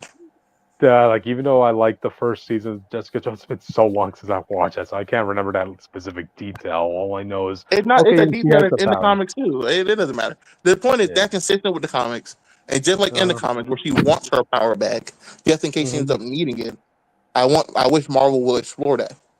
Yeah. You know damn 'Cause well they for her, won't. it's the I reason mean, she can't fly is a mental block because of all the trauma she went through. So as she you could worked through it, she should be able to learn how to fly again. you could also do this one thing that happened in Kate Bishop's book, right? When Jessica Jones popped in for one issue. Turns out Jessica Jones can fly, but she keeps that secret. Like No, I'm saying I yeah, I want her want to people. work through that so she can learn to fly again. I don't want her to be like, oh Mhm. well, throughout the 10 years I can fly again. I think it's kind of lame. Mhm. I think I lose story Mhm. potential. Mhm. Gotcha. So, Yeah, I think all it's right. bad because when we go back to her books and this situation where she should fly and she doesn't, it makes her look idiot because the writers don't know about this small detail in another book. Mhm. Gotcha. So, all right. Well, we're getting story potential out of this audience, so it's up to Marvel to see what they can do with it. All right. You guys have any other thoughts on this before we move on? No. Gotcha. Is Jessica Jones a snow bunny? No, I wouldn't think so. She's not obsessed with black men, but she is married to a black man. Yeah. There's a difference, and there is a difference. I feel like people No. need yeah. If we There's a count that as a difference, then she Remember, is not a snow bunny. remember, audience, like Jessica Jones and Luke Cage were the first, like, main primary biracial couple in comics. They're also the longest, aren't they the second longest marriage in Marvel right now? Behind Reed Yeah. and Sue, which is kind of funny. Wait, proud. they're still married, right? Yes, they're Yeah. married. Yeah, that's what I'm saying. So Yeah. I think Yeah. it's Reed and Sue. It was Spider-Man and Peter. Spider-Man that was Spider-Man Peter down. Yeah, Spider-Man Spider-Man and and Peter. MJ, Yes, and then they Spider-Man and broke up. Peter. So I guess it would be this by default. Oh wow. Funny to Spider-Man and have Peter, to keep guys. that together. Yeah, well, let me phrase that. The marriage couple that has screen time. I'm not talking about a person who got married and then we didn't see them for 30 years. Okay, that's not fair. That doesn't Mhm. count. So Gotcha. sorry, everyone who likes Namor and Marina. That shit was wild. At least it Under the wasn't with Sue. what hap- That was what happens annoying. what happens under the sea stays under the sea, audience. Well, So, Marina's an interesting case, but I'll get into that another day because we do not have the Gotcha. time. I'll True, talk true. about it later when I have the time. God, please don't let us But, talk about it. all right, Please guys. let me talk Well, about it. listen, I have nothing to do well, right now. before we let Witch talk about it, we should probably move on to the next topic. Yes, please. Do. Okay, I did All right. watch this trailer. Go ahead. Yep. I did not. Same You had here. to explain to me. Okay, Jake. I just fully What's up? rewatched it My earlier turn? before we actually Oh, started. Ironheart? But yeah, we're talking Yeah. about the Ironheart trailer, and Did you I watch think it too, it Jake? actually looks pretty good. Mhm. I know like he's not directing it, but I do trust Ryan Coogler. When it comes to MCU stuff, I don't Thank you trust for saying that, because people just seem to think he's directing it for some reason, even though even the trailer tells you he's producing it. Yeah, he's Yeah. not. He's an executive producer. Like that's kind of like easy knowledge to look at if you're not completely blind. Mhm. But like I like how it looks. I'm kind. One thing is that I'm surprised that they didn't want to do something with Riri and Rhodey. I know, like in the Thank comics, you. it was with Tony. Thank you, God. But like, I'm kind of interested in seeing what plot they would No. do with the Hood instead. Like, I know he's gonna be the villain. Wait. That's like obvious. Yes. Mhm. I've been saying this since she was created. A lot of stuff that people hate Riri for would have been thrown away. You just made her Rhodey sneeze. Which Okay. is actually a character in the comics. Rhodey has a niece Exactly. who's a bit of a tech genius too. She was brought up in the MCU one time, and they never did anything with her. You could have easily made her Riri. That gives her the Iron Man connection she needs. That's close enough, but not as direct. But it also gives her a reason to be in important plots in the future easily. Right. Yeah. It also would have been a reason to have her also be a part of the Armor Wars plot about getting Tony's armor back. If they're Yeah. originally going to do that. Yep. But from what we see from the trailer, it actually looks pretty good. I'm kind of curious to see what the dilemma is going to be. Whether she should like listen to like her family or her friends or whatever, or listen to the Hood. In this case, which I'm surprised they're bringing in the Hood out of all the characters. Like, do you really think it's going to be the Hood as the main villain, not Mephisto? Well, he's gonna be definitely a villain. I don't know if he's gonna be the main villain, but he's definitely gonna be a villain. Because like You the really Hood, he's interesting, but like he's not that I strong. haven't seen him in comics in a while. Is he still alive? Like, The I know last he was Yeah, a part his of the Dead last Avengers comic for a while. was he showed up, he Spider-Man. threatened to kill Spider-Man, and Black Yeah. Cat and Mary Jane had to do something for him. Yeah. Okay. That was like I don't know. It's 2000 been a while. that was like The only 22, I comic think. where The I fully Yeah. remember reading Go with ahead. him in was with the Dead Avengers, where he was Yeah. dead and he was hanging out with Marvel for a bit. What the Which fuck was is the the only Dead reason. Avengers? The Go Hood. Google it. Gotcha. Like The Hood. Marvel, like it was basically a team of Avengers that were all considered dead at the time, and they had to like go on a mission or something. I don't know. It was weird, but yeah, the Hood was a part of it.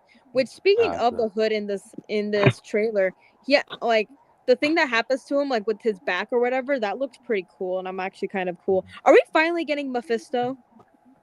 Yeah, we saw him in the leak trailer. Okay. Man, it's He's surprising. full confirmed. Like we got a picture of him and everything. It's surprising that like it's Ironheart who ends up having the luxury of that's my only problem. Because you know, I feel like there's too many magical elements.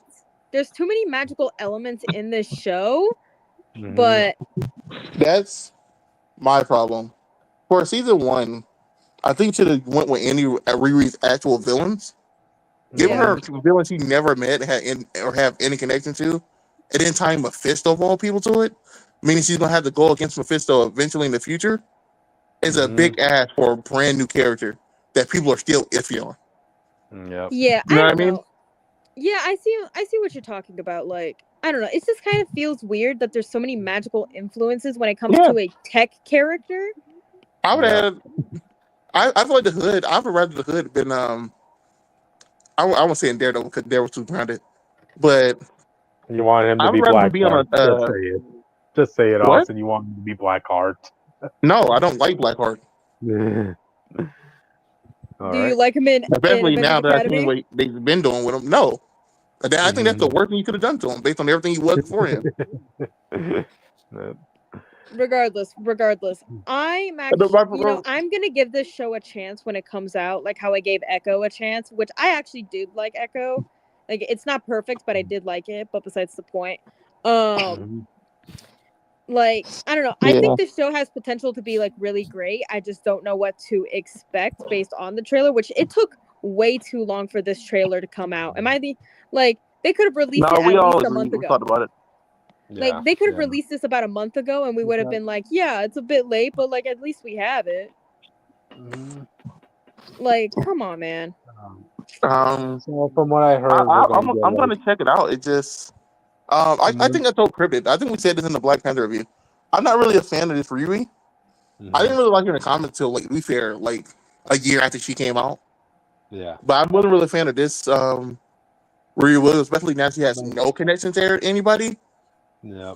She has connections to Wakanda, which but I didn't like that only because it felt like they only did that because she's another smart black girl. So now I'm also scared that when Moon Girl children are gonna do the same thing. That's true. I don't think they're gonna do Moon Girl anytime soon. I think they will only because she had a semi-successful TV show. Well, keep in mind with Moon Girl, you kind of have to wait for the proper time to use her because you can't pull a Young Avengers situation, right? And let's say, okay, we're going to bring Moon Girl in right now today, and we're not going to use her for like another 2 or 3 years. And at that point, she's not a girl anymore. She's a freaking teenager, you know? Well, to be fair, that's always going to be the problem with doing Moon Girl, is that she never grew up in a comic yet. She hasn't like fully grew up. Like I think like the most was her becoming a young teenager. I personally think they should wait and then have her in Fantastic Four. Not only would that help her get more feats, but then she can grow up with Franklin and Valeria, and I think that would do a lot for her character. Okay, yeah, I can see that. But I'm still kind of excited for this show because I know there is going to be a lot of tech aspects to it, which I can appreciate. Especially for a tech-based character. I just wish that, like, you know how in her comics it was like a hologram Tony Stark that was her mentor or whatever the hell. Yeah. I think they could have done that with Rhodey. I just wish they made him her uncle because I don't think the hologram thing would have worked, especially since Rhodey has been a Skrull since Endgame. Yeah, I wanted to bring it up. I'm pretty sure Marvel doesn't know what they want to do with Rhodey at this point. You know, like I don't know. With everything that like has been I hope, like since they did have her connected with Wakanda in some sort, I would expect to see characters like maybe Shuri or like someone from Wakanda since they're doing that connection too. That's my biggest worry because I don't want to be like the Sam Wilson situation now where it's like, oh well now. It's another person who has no connection. I don't say no connection, but isn't from Wakanda, but are using vibranium for their tech and all this other stuff. And now everyone has like similar like tech abilities and powers. I really hope she doesn't go the nanotech route anytime soon. I don't think nanotech really works for her in this case. I mean, well, to be fair, in her first suit so far they got in this shot right here is very faithful to the comics. I'm worried about that next suit. No, the sleek pink and black suit that he mainly uses now. Yeah. When they get to that, I'm worried that the MCU doesn't actually properly adapt any of these characters. Like we know that. Besides, like a very select few.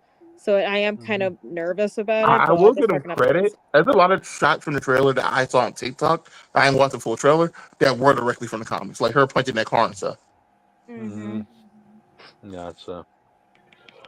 Did you guys know apparently they're going to be releasing the first 3 episodes on this of Ironheart? That's also a very telling thing because that's the first time they're ever going to do that. If they think it's going to take you 3 episodes to get into this show, and don't forget, Jake told me the other day, this is a 6-episode show. They're giving you half the show day one.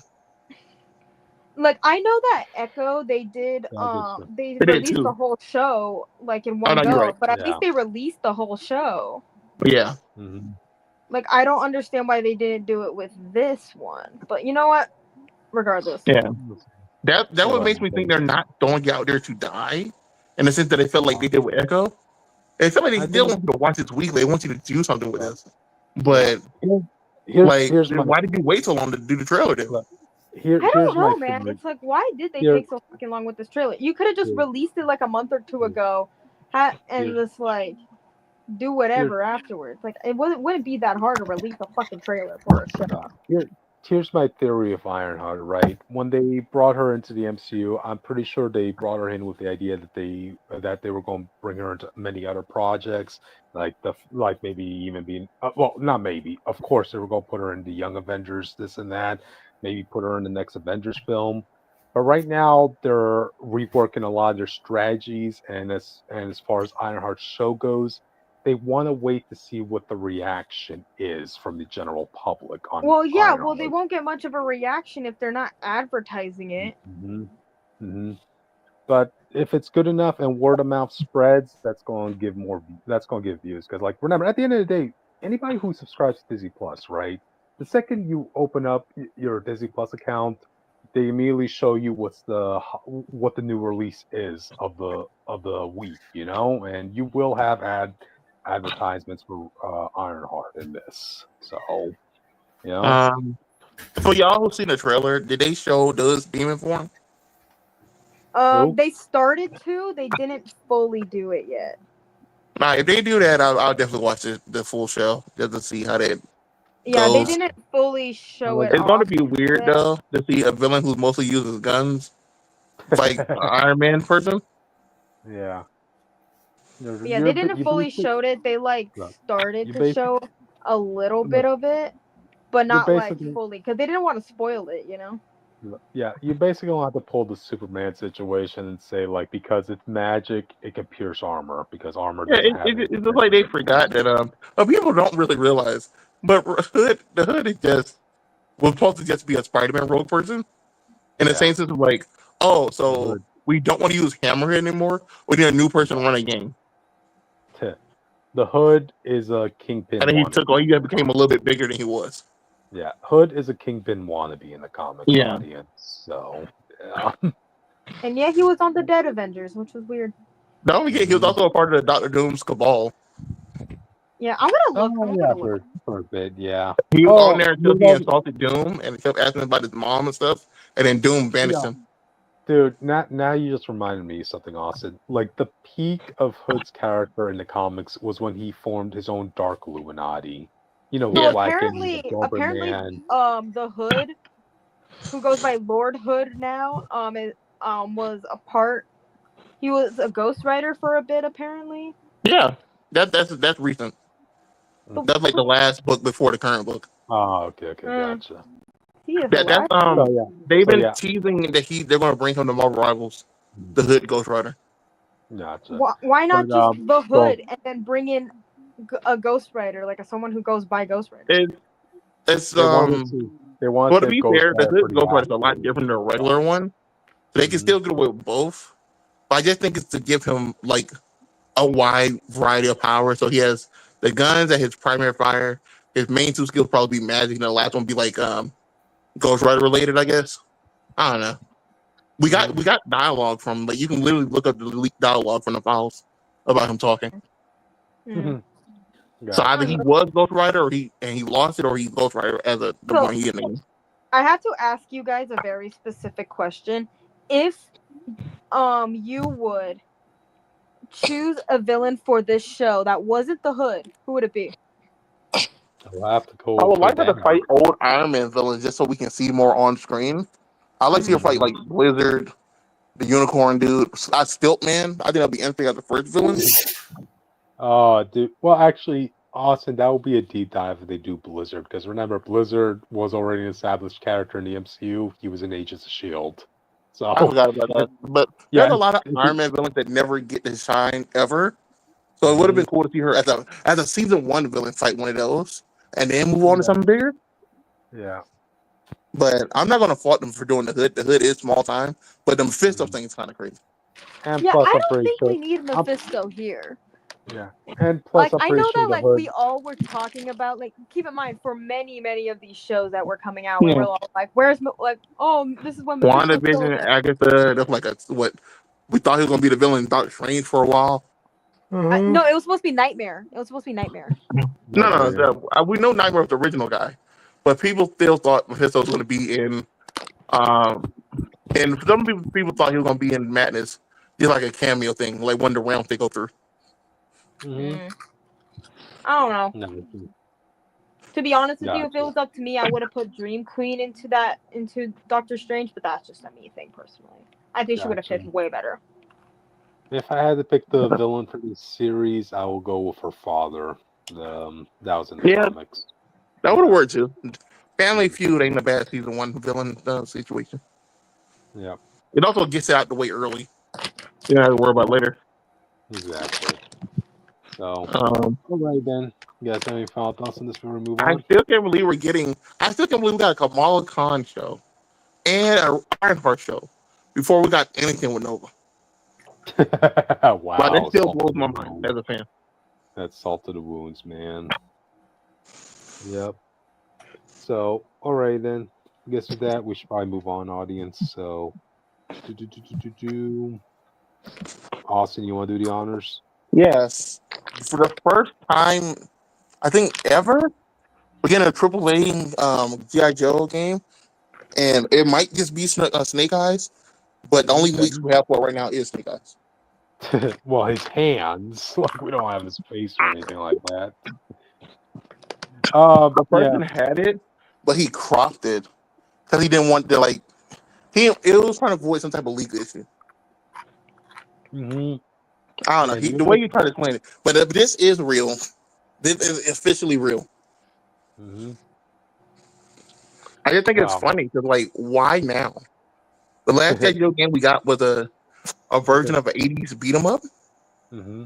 Oh, because G.I. Joe is pretty hot right now to some people. No, it's not. Well, if you're into comics, yes. Yeah, well, you're in the comics, but based on those sales, I won't play. Let's make a game about it. You know what I mean? Mm-hmm. I still see G.I. Joe merch being sold in shops too. New ones. Yeah, so. But I don't think. Like, think about it like this: we can't even get a Transformer game right now, or we're getting a G.I. Joe game.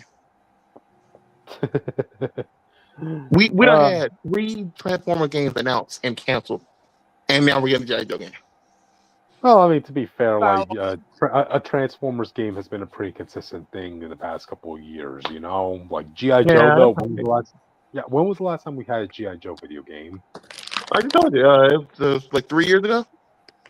Wait, for what console? The beat 'em up for all the consoles. I'm just saying that's the only game we got in like the last decade was this beat 'em up game. It was like G.I. Joe Rise of Cobra. Oh, okay. I only reason I remember it because the trailer had a really dope version of G.I. Joe theme song and I downloaded it.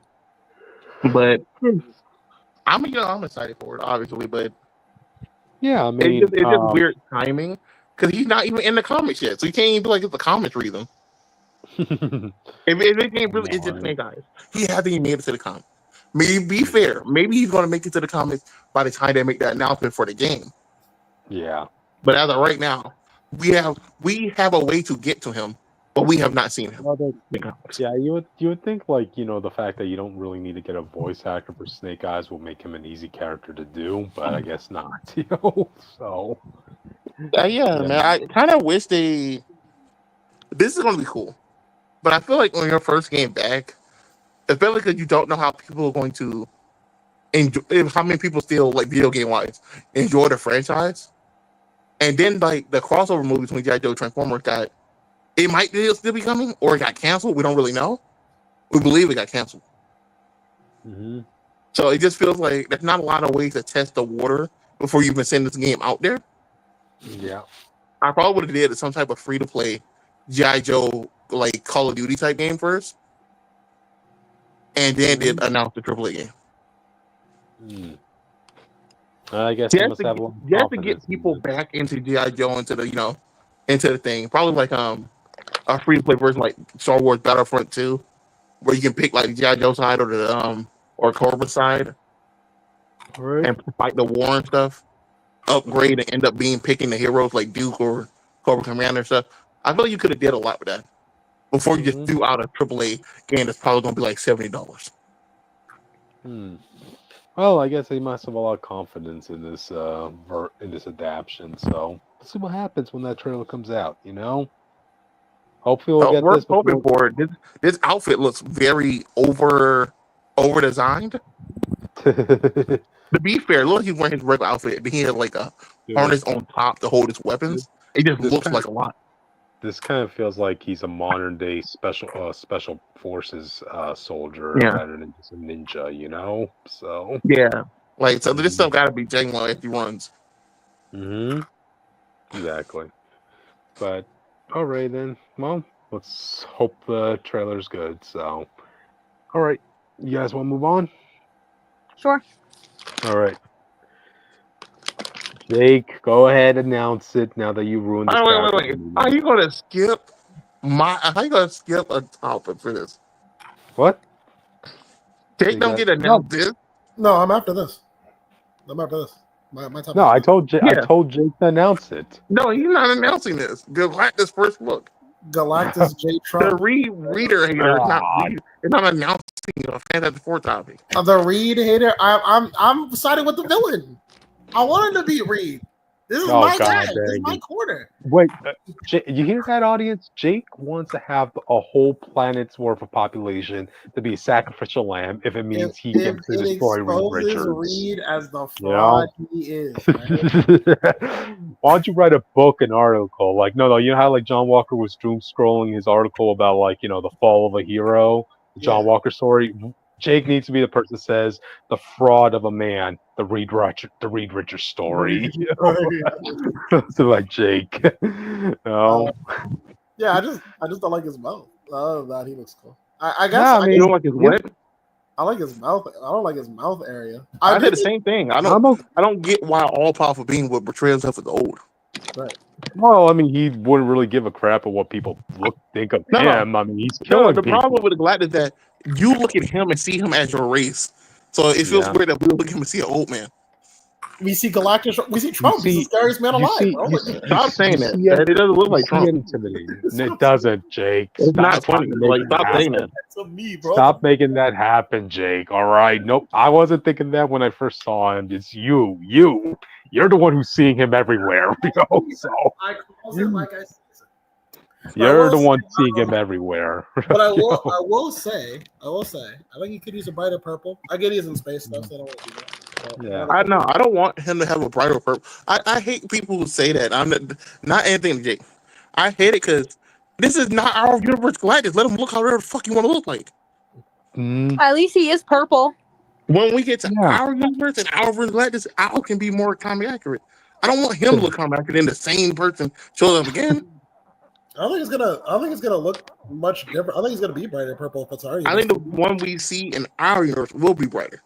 I think the MCU likes to mute colors a lot, so it goes with their little camera style. I mean, we saw this basically. So. I like them being muted here because the Fantastic Four are bright. So the Fantastic Four, which are bright, come to our universe, which is more muted colors. I think Galactus is going to be brighter as the contrast. I'm not sure. We'll see. Gotcha. But anyway, in terms of my reaction to this, I would have much rather preferred to have waited to see the movie to come out to actually see his face in action for the first time. But what can you do? It's topical this week. To be fair, we weren't supposed to see this. This was another marketing mess up. Yeah. I mean, this just comes with the risk of reporting on these sorts of topics each week, audience. We have to get ourselves spoiled every now and then. Another thing got spoiled, even though we all knew it was going to happen. Yeah. If anyone saw the Funko Pops, Sue Richards come with Franklin. Okay, well, at least we got that confirmation, you know. Yeah, so anyone kept like arguing, well, you don't know it's going to be Franklin. It might be Blair. No, it doesn't know anything about like Fantastic Four or the Galactus connect. Gotcha. But anyway, in terms of his look, okay, he looks intimidating, audience. That's really what you need from a Galactus. You aren't supposed to look at it like a Brad Pitt with a purple helmet like this, you know. So for anyone that was crying last time we talked about Fantastic Four, he is practical, by the way. Okay, good. You know, he's just like the thing what they did with him, and the city he walked through is literally built him walking through a little set. They pull a Godzilla. All I want to say is shout out to my good friends Al and Alexis for seeing Thunderbolts way too many fucking times. I'm about to shout see out the to third. y'all. I'm about to see it a third time this week, so I'm catching up to them. Yeah. So, all right, great shout out. Which, in terms, what else can I draw from this? Okay, so anyway, as terms of depictions Well, keep in go, mind, I I got invited to their wedding after knowing them oh online for a hot second. So I there mean, you go. I don't see you Congrats. getting invited to their wedding. Dude, I've been in two separate weddings of people I don't even know. I didn't I have to even go know, out of man. state for this wedding. I was like, dang, this Yeah. food better be bussin', man. If Dude, I'm missing work for this.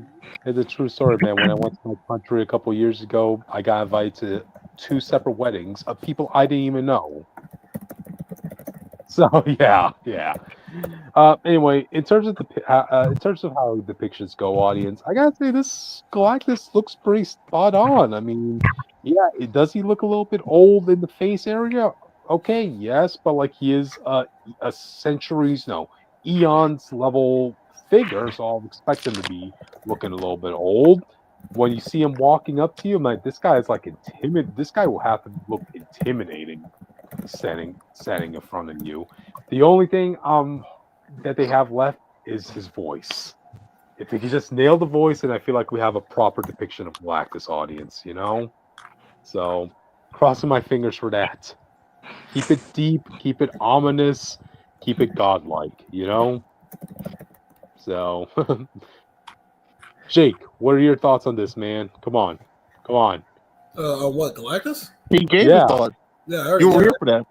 Yeah, I told Okay. Okay. You don't want to give any more thoughts on the guy who could possibly beat up Reed in this movie? Come I on. mean, possibly he can. I don't know. There's no. It's fucking Galactus. All right? He's not, bro. Even when he first showed up, he got beat up by the PS4. I mean, Reed had him staggering. he had a gun to there. Well, Reed had a gun. No. Reed turned to a rubber ball and hit him, had him staggering. Oh well, that's because he was hungry, bro. My boy just need a bite of the Mickey D's first, and then he could just wash them. Right? No, go get Wendy's. Wendy's is better. It is. Well, Five Guys ain't a bad option too. Whoa! Listen, you just need a bite to eat, not like. Yeah, I was about to say, y'all don't have to lie. McDonald's way better than Wendy's. listen. I'm trying to get a bite to eat, not empty my wallet. I don't need to go to Five Guys. That's crazy. Gotcha. Anyway, Galactus for y'all audience. Just nail the voice. You're 5% there from making a perfect depiction. MCU, come on. I know you can do it. I have my faith in you, MCU. So since Transformers is never gonna do it, I just want Galactus to dunk on Earth, bro. I just want him to do the scene where like he just like does like a dunk on Earth and like destroys some city. Gotcha. But all right then. I guess with that we can move on, audience. Also, okay, so after Jake does this, I do have something to announce that was kind of last minute news. So okay. After this. We're here today in the morning for Lego. I don't know they're being dumb. Listen, we'll get into it.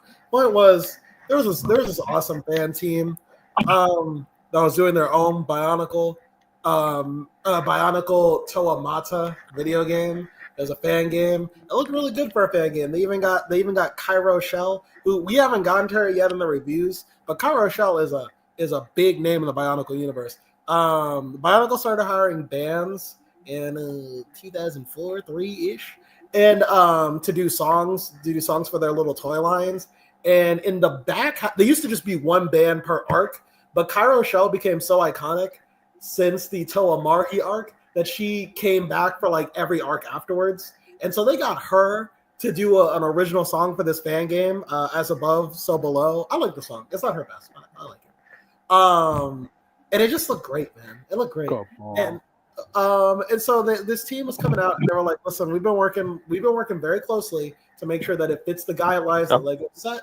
Lego said that the game could make any money, which it wasn't. They didn't charge a single fan $1. And it also couldn't look too much like an official product. And they think that's where they fucked up because they didn't get like a real reason.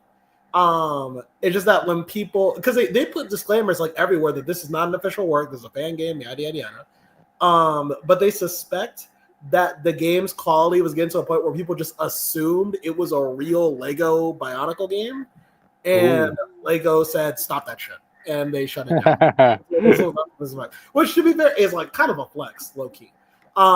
This came at the worst time because they were about to release a demo for the game, which I would have reviewed. I would have done it. They should just do what everyone else doing. Just like, oh, this is inspired by Lego. I don't want to make it something else. Well, it's funny you say that because that's what they're doing now. So they said that we're not really scrapping the whole game. We worked so hard on this, we're not really scrapping the whole thing. So we're going to rename this. I'm going to call it Project Rustbound. That's what it is right now. And they're going to make their own world out of this and their own IP. It's just going to take a lot longer to see it. But I'm actually really interested in what they have to do because it did look great. But it is kind of disappointing. The last time we got a game about the Toa Nuva, Toa Mata, the same theme, just different faces. We had Bionicle the Mask of Light, which is, I think, what made them want to do this game.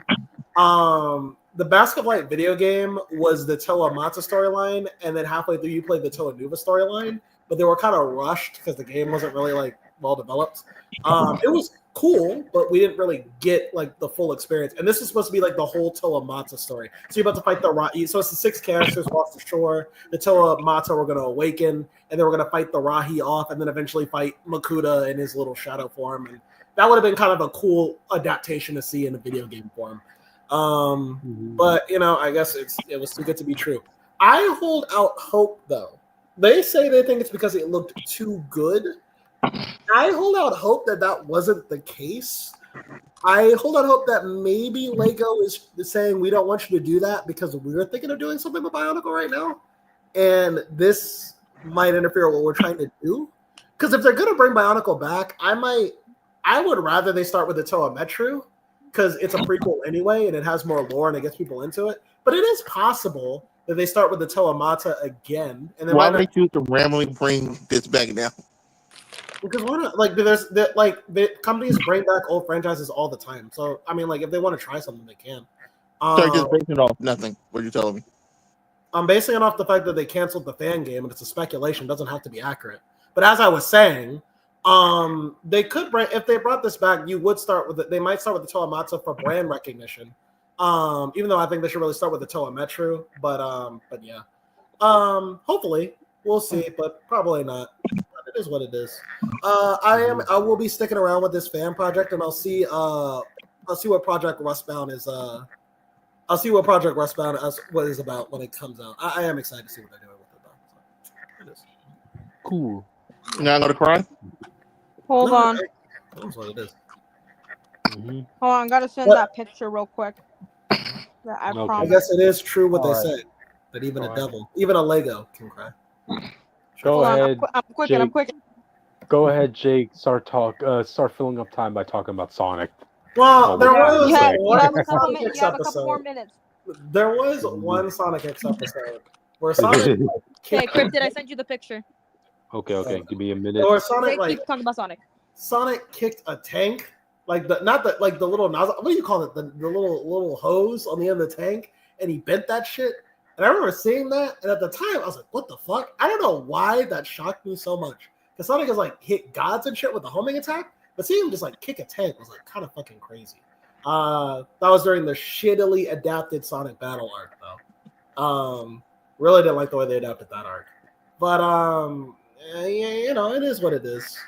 I don't know. What other episodes are there? They did do that cool episode where Sonic, Knuckles, and Rouge teamed up to go track down Eggman on this island. I made me realize I didn't like that trio together. I wish they would do more with that, like Sonic, Knuckles, and Rouge. That's a cool, interesting little trio there. They got a lot of cool energy with them. There's also when they try to make Bo-Kun and whatever his face was, they try to make him try to make them sympathetic, and they made him join Team Sonic. I thought it was fucking stupid. Okay, I got the picture. Ready, Witch? Yeah. So here's my last minute topic that I saw earlier today. So the wonderfully weird world of Gumball. So we got a trailer for this show today, and oh my god, I have waited way too fucking long for this, but at the same time I was not expecting this. The trailer is not much. It is a teaser trailer, but it's probably going to be more wild than the original show. Has any of you guys watched the Amazing World of Gumball? Yeah. Yeah. Okay. I Cool. haven't. Yeah, it passed. You my haven't? generation. Well, you're missing out on life. You're missing out. You got to go watch it now. That is an order. That's not a request. That's an order. Anyways, besides the point. So it's going to be on Cartoon Network and Hulu. Which okay, cool. I'm kind of shocked about the Hulu part, but regardless, I'm excited because it's apparently been 7 years since the last Gumball episode. As you could tell, because if you've seen the teaser, you Why would know Hulu that. instead of Max? I don't know. Maybe because Max is bullshit. Anyways, they don't own the WB doesn't own the rights anymore. I think they made a joke about it in the commercial. Yeah, but regardless. Yeah, but Cartoon Network owns it. Why would Disney have it? I don't know. They own Hulu. I don't fucking know, man. Yeah, I think you're overanalyzing this too much. I think you might be overanalyzing it a little bit too much. This is the amazing world of questions, not overanalyzing. I think you're going too deep into it. But besides the point, they did recast the original 3 kiddos, so Gumball, Darwin, and Anais, which makes a lot of sense if you really think about it. Don't worry, the original casting, they got recasted like 2 times over the course of the series. I know. I'm telling the audience. Okay, I don't. And I was telling them too. I know. I think they would know that they would have to recast certain child actors for the child roles. Says the person who also just told him that. That's the point. I don't. I can't remember when they said that this show was coming out. I don't think there is an actual release date just yet. I did not want to look up my local social security office. I wanted to look up this. Apparently, ABC is talking about it too. ABC, Eyewitness News. But we don't know what's going to happen. But basically, the synopsis, as Hulu has said, it says, welcome back to Elmore, where the laws of reality are a joke and family life is anything but ordinary. Whether he's battling an evil fast food empire, facing off against a sentient AI in love with his mom, or trying to stop Banana Joe from wearing pants, Gumball Watterson drags his brother Darwin, sister Anais, and the rest of the town of Elmore along for the ride. With even wilder stories, bigger twists, and surreal humor, the show is so amazing that they had to rename it. It said it will debut on Hulu and Hulu on Disney Plus later this year, and also on Cartoon Network. Yeah, I don't know why it's gonna go on Hulu, but who cares? We're finally getting Gumball back. I also heard that we might be getting a movie. I cannot guarantee that right now, but I can at least guarantee we're getting this fucking show. So the movie got canceled for the show. They were really just supposed to be a movie. They ended everything. Regardless, we're getting the fucking show. That's all that matters. We're getting this show. That's all that matters. Anyways, I'm excited. Finally, something good's happening in my life. So, yeah, stay tuned. I don't know if I'm going to review it, but I know I'm watching it. Wink. Anyways, that's it. A fan gets what they want, audience. Look at that. I watched this as a kid, dude. People always say that until it comes back, and then they find out it's not the same. Man, I kind of expected it to not be the same. Gotcha. But anyway, alright then, audience. I guess with that, we're done the media news. Now, going on to the comic news. Go ahead, Witch. Oh yeah, we're finally getting confirmation that we're getting Wiccan and Hulkling in the new Imperial event. I don't know what's gonna happen. I'm low key kind of scared, but knowing Marvel and how they like to profit off their gays, they're gonna keep them alive. Oh yeah. Based on a little stuff we know now, apparently the whole thing that starts the events off is the death of some big space person.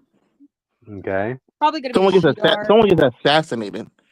I don't know how that leads to Hulk's going to space, but apparently it does. They represent the car. Hulk has some relation to space stuff. Her relation to space is not the same thing as being connected to the Space Council and someone getting assassinated. True. I don't know. Wait, you're talking about She-Hulk, right? No, all 3 of them are going. Oh, okay. Well, in She-Hulk's defense, she did literally defend an entire planet in a court case against the Watchers. So yeah, she has one foot in the cosmic. Wasn't she also involved with the Empire event, or am I thinking of someone else? No. No, am I thinking of someone else? You're probably thinking The of last someone. time she was in space when they're playing Hulk 2, and she was held captive on the Sakaar. Oh, okay. Oh yeah. I don't remember. It's been a while since I've read Empire. I think I'm thinking of a different person. But I remember the green person that was big in Empire was Teddy's grandmother. No. There was another green person. I think they were related to Swordmaster. Was that his name? Oh yeah. So the villain for that was Mantis and Swordmaster's son. Yeah, I know she was involved in Empire. I just don't remember. I think it was them trying to pay off the Mantis title of Celestial Prima Donna, and she gave birth to the Celestial Emperor or Conqueror of the universe or some shit. Hold on, I'm looking this up real quick. I remember him. He was lame. Yeah, no, she was a part of the Empire event, just not as much. She was on the Avengers at the time, but I don't think she was a big part of the event at the time. Oh, okay. Remember that was still when she was a big Hulk. Yeah, I don't. Okay, it's been a while since I've read Empire. Should probably look into it. I actually have the characters up in here, but there's other things. Also, I like how on Marvel.com for the specifically the picture of the Fantastic Four, they have the one where it's the whole squad in a line where Reed is like having the four up, and everyone uses that as memes. Look at that. I'm sure Jake will get that thumbs up. The reason I showed Wish this obviously because of Wiki and Hulkling, but also shows that someone's playing a game with all the heroes in the background. If only there was a intergalactic being whose whole shit was about making games, you know? No, I'm saying. So I wonder if the elders of the universe will have a big board this event. Cool. That will be something. But also, to coincide this news piece, we also get word that there's going to be 2 one-shots that are going to coincide with this. There's a lot of getting Black Panther and She-Hulk. Yep. They both have interesting premises, right? With the Black Panther one, it's going to bring back the intergalactic empire Wakanda in this event. So I know that hasn't been touched on. Yeah, I mean, when was the last time that whole tidbit is touched upon? 2018. Exactly, for God's sakes. It was literally the last issue, the cookout issue we always talk about. Yep. I mean, for God's sakes. For God's sakes, audience, T'Challa, when he got kicked out of Wakanda, you would think he will go back to his intergalactic Wakanda. No, he ends up going to another planet and becomes king of that planet instead, So what? At this point, why not? Yeah, that happened in Jen McKay's Avengers. What the fuck? Yeah. Oh, I don't think you were here when we announced that. Yeah, apparently the people that the Twilight Court have been dominating and taking as slaves, they've been dumping into this one planet, right? And I guess this is Jed McKay's way of establishing why T'Challa is not going to use them much, is because the Twilight Court poisoned all these people, to which they can only survive in that planet's atmosphere. That's some Warhammer shit. Yeah. So what does T'Challa do? He goes there, he frees them all, since the Twilight Court is subdued, this and that. So the black men freeing slaves. I see you. Yep, they're so grateful. Slaves. Yeah, they are so grateful that T'Challa freed them from slavery that they're like, "You're gonna be our king now, T'Challa." It's funny. The last time we heard that happen, that was the Hulk. That literally Planet Hulk. Oh, there you go. I still haven't read Planet Hulk. I haven't read Immortal Hulk. Well, yeah, I would say those are the top 3 stories: Planet Hulk, World Hulk, and Immortal Hulk. Yeah. I don't know. I'm just not really that interested in Hulk lore as much as people expect me to be. Funny you should mention Hulk lore, because apparently in this one shot from Black Panther, he's going to have to survive a brutal assault from Worldbreaker Hulk and Amadeus Cho before he. Yeah. I'm glad this is happening, because if people don't know, before they started shitting on Black Panther as much as they did in the last few books, they made Wakanda too overpowered because of the movie. Yeah. Like, people don't know, Black Panther was beating gods casually. Like there was literally to the point where you could have put Black Panther against anybody and made the KT win. Yep. As strong as Thor is now, because they made this dumb shit where because T'Challa's ancestor picked up the hammer, for some reason the hammer doesn't want to hurt T'Challa, which doesn't make sense. What? You don't remember that? What? He swung it at him and then shit just stopped. Wait, was that in Jason Aaron's Avengers run? Yep. Oh, I didn't read that arc, but I did see a clip of T'Challa holding Like the Jason hammer. Aaron fucked up a lot of shit by cuts of Avengers 1000 BC. But it actually made Black Panther potentially the most overpowered person of all time. You can make a case he can beat anybody because of all the random tech he can have in his suit that he had used before, or some random bullshit they got on Wakanda right now. You see, this is why they had to kick T'Challa out of Wakanda. He got too powerful. They needed the problem with Wakanda is they don't know how to bring Wakanda back down to Earth, especially after the Galactic Empire. Mm-hmm. You can't cripple Wakanda and still have it be 100 years more advanced in the world. You know what I mean? Yeah, you know. Especially because of what Iron Man keeps doing casually.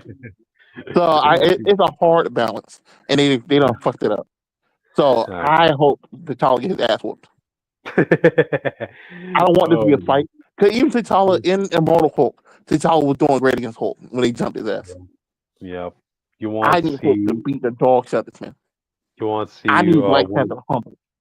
Yeah, you need to see World Breaker Hulk just rip the suit out with T'Challa. You know, like, so that would be cool. But to coincide with this, let's also talk about the other one shot. She-Hulk gets a one shot. She has a badass sword, I'll tell you. It looks like they did this because of Absolute Wonder Woman. It looks like they put She-Hulk into a Conan comic. I know, right? Am I wrong? Well, I mean, she is going to Sakaar after all, and yeah. It's a gladiator plan. Yep. Okay, let me read the premise of this. Okay. Then a brutal war of succession ignites in the Imperial war planet She-Hulk. Left behind on New Sakaar to keep the peace, Jen Walters discovers that in this savage realm, what's needed isn't a litigator, it's a liquidator. Fortunately, She-Hulk is accomplished at being both. Okay, so she's going to try bringing a law and order to a gladiator-like world audience. It sounds like it's, They really fucked up giving her a Buster sword because all they're gonna be is the Wonder Woman comparisons. They're gonna give her any other style of sword. I personally would give her a giant warhammer instead. I would have gone for. I would have gone for mace. I don't know. Yeah, something. Why do you literally just full go Wonder Woman with it? Different. You could give her a Morning Star. Ooh, there you go. That could have worked, Yeah, the only reason I say like a mace or a Morning Star is because I remember when she was going after Red Hulk back when the mystery of Red Hulk was a thing. She was carrying a club. So, yeah. Because like the Morning Star is a type of club. It just depends on if you want it to be a whip or not. Like depends on if you want the chains, if you want it like triple, if you want it like singular. It all depends on you, baby. I chose the Warhammer only because She-Hulk doesn't like that. She-Hulk doesn't use weapons a lot, but I've never seen her use a two-handed weapon. Or you can give her a maul, which is kind of like bigger than a Warhammer. You can give her like a cool spear or something. I don't know. Something like that. But I think it's probably intentional that they wanted to go the absolute Wonder Woman inspired look to her, So yeah, I'm surprised you don't have tattoos. How are you going to justify a Hulk in this world getting tattoos? To be fair, the person if she didn't get tattoos, the Hulk should still have them. You got that radiation blood like vaporizing all that. That would be kind of funny if like you Hulk out and you healed your tattoos. That'd be kind of funny. So you're being like, what was the point then? So, but yeah. Let me see who's writing this. For the She-Hulk one, it's going to be Stephanie Phillips and Jonathan Hickman, and for the Black Panther one, it's going to be Victor Lavelli and Jonathan Hickman. Yeah, unlike That's the it. Ultimate Universe, he's holding a really close hand with this Yeah. because he wants I to got. shape. He wants to, unlike Krakoa, where he wants to have everything hands on. Here Mhm. he wants to start the beginning, and he's just gonna let people do what they want. But he wants Marvel Space to come I'm back. pretty sure. Yeah, I'm pretty sure he's just giving these writers the focal point of what he wants with these characters, and their responsibility is just going to be ironing out the finer details, you know. So yeah, all right. But yeah, I mean, I'm going to be picking up both of these issues. Looks cool, and I could definitely tell you're going to get one or two variant covers out of She-Hulk one. So yeah, yeah, see what happens. Guys, have any final thoughts on this before we move on? No, I'm just doodling. Gotcha. Well, all right then. Let's move on to the next one. Who wants to announce this one? I don't even know what that is. That's Okay, literally so you. okay, so this is Ultimate Angel and Shang Chi revealed, I saw audience. the Shang-Chi one. I just didn't know what Ultimate Angel looked like. Well, Where is now he you gonna do. show up? Ultimate Wolverine? Yep. Yeah, pretty much. So I You guess know, he Kind of looks started. like kind of looks like a mix of Archangel and whatever the fuck the Silverhawks are doing. Yeah, he does good actually. Archangel, but look, he has a helmet on his head. Yeah. Yeah, I So don't I know how guess I feel about the helmet, but for like sure. I kind of get I, it. I don't even think it's a helmet. I think you see his hair, and it's like a thing that goes over the back of his head. You see it? Let Jeez, me get a closer look at this. Hold they on. fucking oh, I they could kind brutalized. of see it. Luckily, Hmm. honestly, if Peach Momoko Well, got her hands on Angel, I wonder what she would have done. yep, yep. She would have been like, She "I'm gonna definitely. make him like no skin. I'm gonna make him chained up with his wings separated." Oof. In Peach Momoko, we Yeah. trust, guys. I love my Brutal. horror comics. Well, I I think will it's say, going to be interesting based on what he did with Sabretooth. yeah. Give him a fuck ass Angel beard, an ugly ass beard. No, Warrior. Sabretooth's a good person. Oh, Oh, he okay. still has an ugly ass He's actually beard. a It's founder still member of acknowledged. the X-Men situation right now in this universe. I mean, we Him, finally Okay. got Logan, and Rhodey. some other ones. And then Logan made him promise if anything happened to him, that he'll kill him somehow. Look at that, audience. They made a villain a hero. So if Okay, Sabretooth but is a hero again in this universe, but he's always been a hero, I think this Angel is either going to be fully evil or got captured young and turned evil type of thing. yep, So yep. yeah, I mean, he definitely has that look of the Angel of Death going for him. I So Yeah, mean, I yeah. think that's what they were I think that's going the big for. thing people are waiting on to see what happened to Apocalypse in the timeline. I'm actually Ooh, kind of curious to see what happened to Apocalypse in this timeline. yeah. Out of all the weird things that make We're it either change, gonna hear about it in this book, in Ultimate Wolverine, or in Ultimate X-Men. It's in one of the two. with how Gotcha. weird the Maker changed everything else, I, it'd be kind of weird to think he didn't do anything to Apocalypse. No, I think he would go after like Apocalypse. I think I'd at Apocalypse would least have been make one of sure the he doesn't get first like people the he would go celestial after. technology. Hmm. He can make use out of that. Well, speaking about taking other people's gimmicks, the other caveat to his news: Ultimate Shang-Chi, I audience. like his design. Yeah, he took. Looks like he took Iron Fist's gimmick here. Like, There's a I'm good not gonna design brag. for a young Shang-Chi, but like the dragon thing, like he's the universe Iron Fist stuff. I'm not even going to harp too much on this because, like, the whole Danny Rand situation is like beating up a dead horse at this To point, be You fair, know at what? audience. least Just Dan to Rand's spite you. alive and he's still around. I still Yeah. think he's gonna get someone else's powers Hmm. because he's Luke Cage number two, his second guy in command. I feel like once Right. he's got a Right. prison, they're going to find something for him to do. No, they're gonna give him Stilt Man's legs. Yeah. Yeah. Yeah. Watch. Yeah. That's how much they'll humiliate the character. They're not even gonna let his powers be hand based. They'll make it leg based. So, which Not you're really. about They to give him a lot of credit in the Luke Cage issue, so I think it'll be fine. gotcha. Which you're about to say something? Uh oh, I was gonna say just to spite you, the Maker killed Danny Rand first. No, we already saw Nah, he's him. alive. He had a fuck boy mohawk. Yeah, they would. He probably fucked over Danny Rand first, just to spite you. He kind of did. Him and Luke Cage been in jail since they were kids or teenagers, just Wow. because Uh like they don't even know what they did. huh. Well, yeah. Funny. Watch this But version of Shang-Chi take Lin Lai as his apprentice to be a proper Iron Fist. no, how much So you want to bet? No, how much you bet later? He's just gonna get the sword. Like he's gonna when after he killed the dragon, he's gonna seal the dragon in the sword. Ooh, okay, I'll give them props for that. But knowing the route they want with Iron Fist, they'll definitely want to make Lin Lai the apprentice to Shang-Chi here, so that I they think you still can. do that, but I like that you seal the dragon the sword and give that sword to Mhm. Swordmaster. I feel like you can.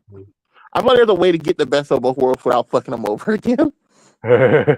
If they do it They don't correctly. want they don't want the best of both worlds, Austin. They want to hammer down on Lin Lai's Iron Fist. So what better way to say that in this universe, yes, Lin Lai was trained to be the Iron Fist, Unlike Yeah. in the 616 universe, So yeah, it is what it is.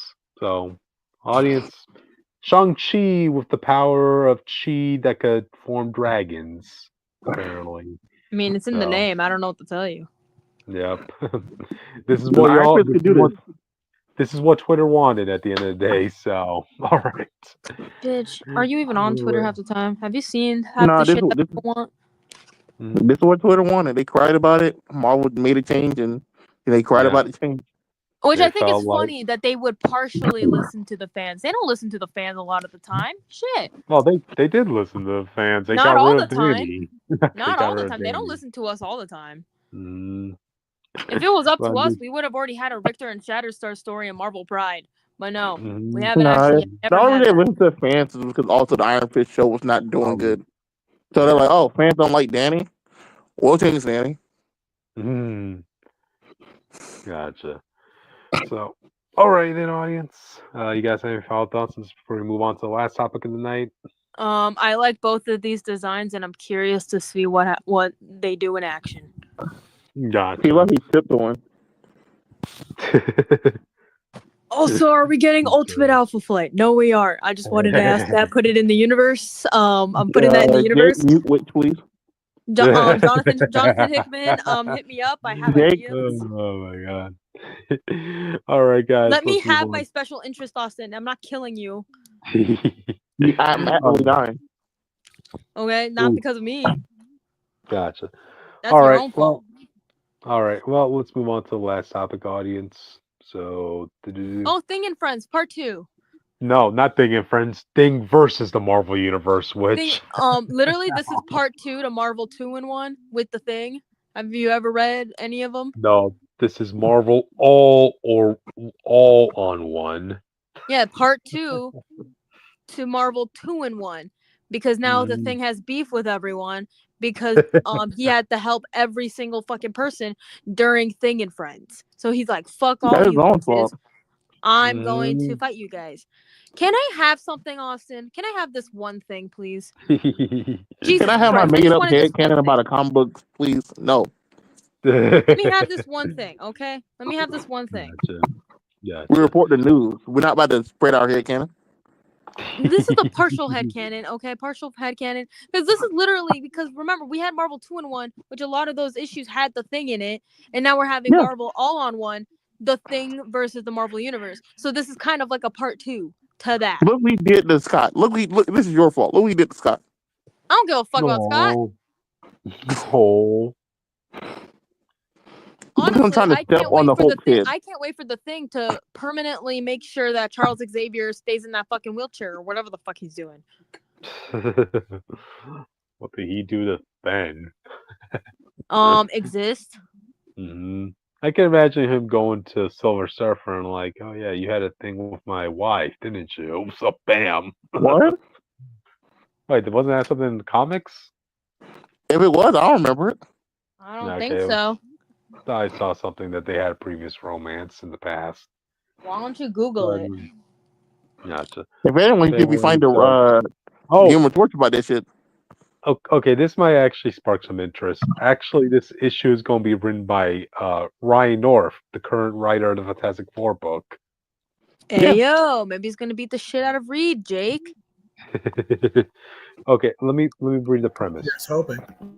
Okay, let me read the premise. Ben Grimm, aka the Thing, he's the ever-loving idol of millions and powerhouse of the Fantastic Four. He's strong, They he's fucked it up. kind. He's the ever-loving, blue-eyed idol of millions. Yeah. Exactly. Get your facts straight, man. Gotcha. So he's strong, he's kind, and he never gives up. And he's also tired, and he's sore, and he's grumpy. There's always a new threat facing the world, or the galaxy, or the universe. And somehow he and the rest of the Fantastic Four are always the only ones who can stop it. Ben Grimm is sick and tired of it.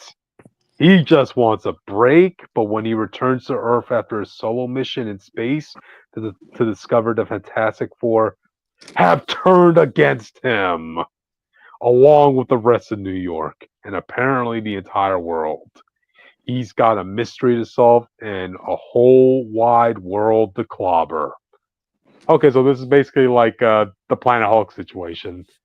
The whole world screwed over Ben in this scenario, audience. No, he went on a mission he came home and now something happened. So so either everyone's mind controlled by somebody. I kinda wanted to be Puppet Master. I can What? see it being something. Oh, Because okay. like we just had a Puppet Master issue of Fan4 like what, Mhm. an issue ago or another issue, or 2 issues ago. Yeah, 2 issues To ago. be fair, it goes against what Puppet Master wanted to do. But Uh, I can see someone like taking his clay and his like I can see them making a new Puppet Master. Since the Puppet Master wants to be a good guy just for his wife, or his daughter, and Ben's yeah, wife. yeah, So I can see yeah. them making a new Puppet Master, and it'll be a good way to announce him to the world. Hmm. That would be something, you know. And because this is Ryan North we're talking about, like we in this channel audience have been liking his Fantastic Four run for the most part. Yeah, and So I think we didn't like 2 issues, and they just like recently. yeah. There were only 2 awkward moments in his run, but overall it was all pretty good. His writing of Ben, I'll trust him to handle this story to see where it goes. So I wonder how Alicia's going to be taking all this. You know, she And probably gonna be trying to give him too. Was it not sound? I mean, type me. I just want to see how she feels about the whole world wanting to kill her husband. How do you feel about that, audience? If your spouse becomes the most wanted man in the world, you know. So we'll see what happens. I'm more interested in how Ryan North does the Thing versus Hulk, because usually Thing loses. It Of only wins course, are against a depowered Hulk and Immortal Hulk, and then the time he knocked out a mind controlled Hulk yeah. and the Phantom War that was around Immortal Hulk. Mm, So watching Ryan North, who usually avoids just outright punching a villain, do this fight is uh-huh. going to be interesting, like a full fight book. Yeah. I just realized something, audience. There's like one thing going on in the Fantastic Four where it seems like every member of the team is getting like an upgrade on their powers, or showing how creatively they're being explored. Everybody except for Ben Grimm. So I'm hoping to see a little bit of an upgrade here. What else can he do with a stone-like body? You can do a lot, actually. Like what? A lot of things. Have you ever heard of like molding your body out into doing other cool things? I don't know what you want from me. Gotcha. But anyway, audience, I know a lot of us are fatigued for the whole whoever versus the Marvel Universe sort of gimmick, but I'm not. we, oh, I thought the last time we talked about that was Predator No, versus. no. That's different. To be fair, when you said it, I was thinking more like the. Remember they had that universe that was just like the Punisher versus Marvel universe and Wolverine versus Marvel. It was all like one universe thing. Yep. I thought that shit was fun. I just don't like him in the Mhm. main universe. Well, we'll see They're how like, it's handled. because never forget, these are the same people. When Spider-Man said one mean word to them, they're ready to cut them out of their lives. But you tell me things about like everybody, and they'll be like, "Oh, that's cool," and you go home tomorrow. I know, right? Well, we'll see what happens, audience. So, yeah, we got through the topics. But it doesn't Really- matter. Oh, well, one. Oh, well. New outro? I was about to say, okay. New We got a outro. new outro. Maybe Okay. next time. But we'll be Gotcha. on tomorrow for reviews, shows, that type of stuff. Yeah. The next time Jake sees a mixed woman and say that he's just Caucasian, we're going to fight. It probably will happen, and we'll settle it in Smash. Whatever. He looks Caucasian to We're going me. to settle it Marvel Rivals 1v1. We still not That done. motherfucker We ain't looks done. ethnically ambiguous.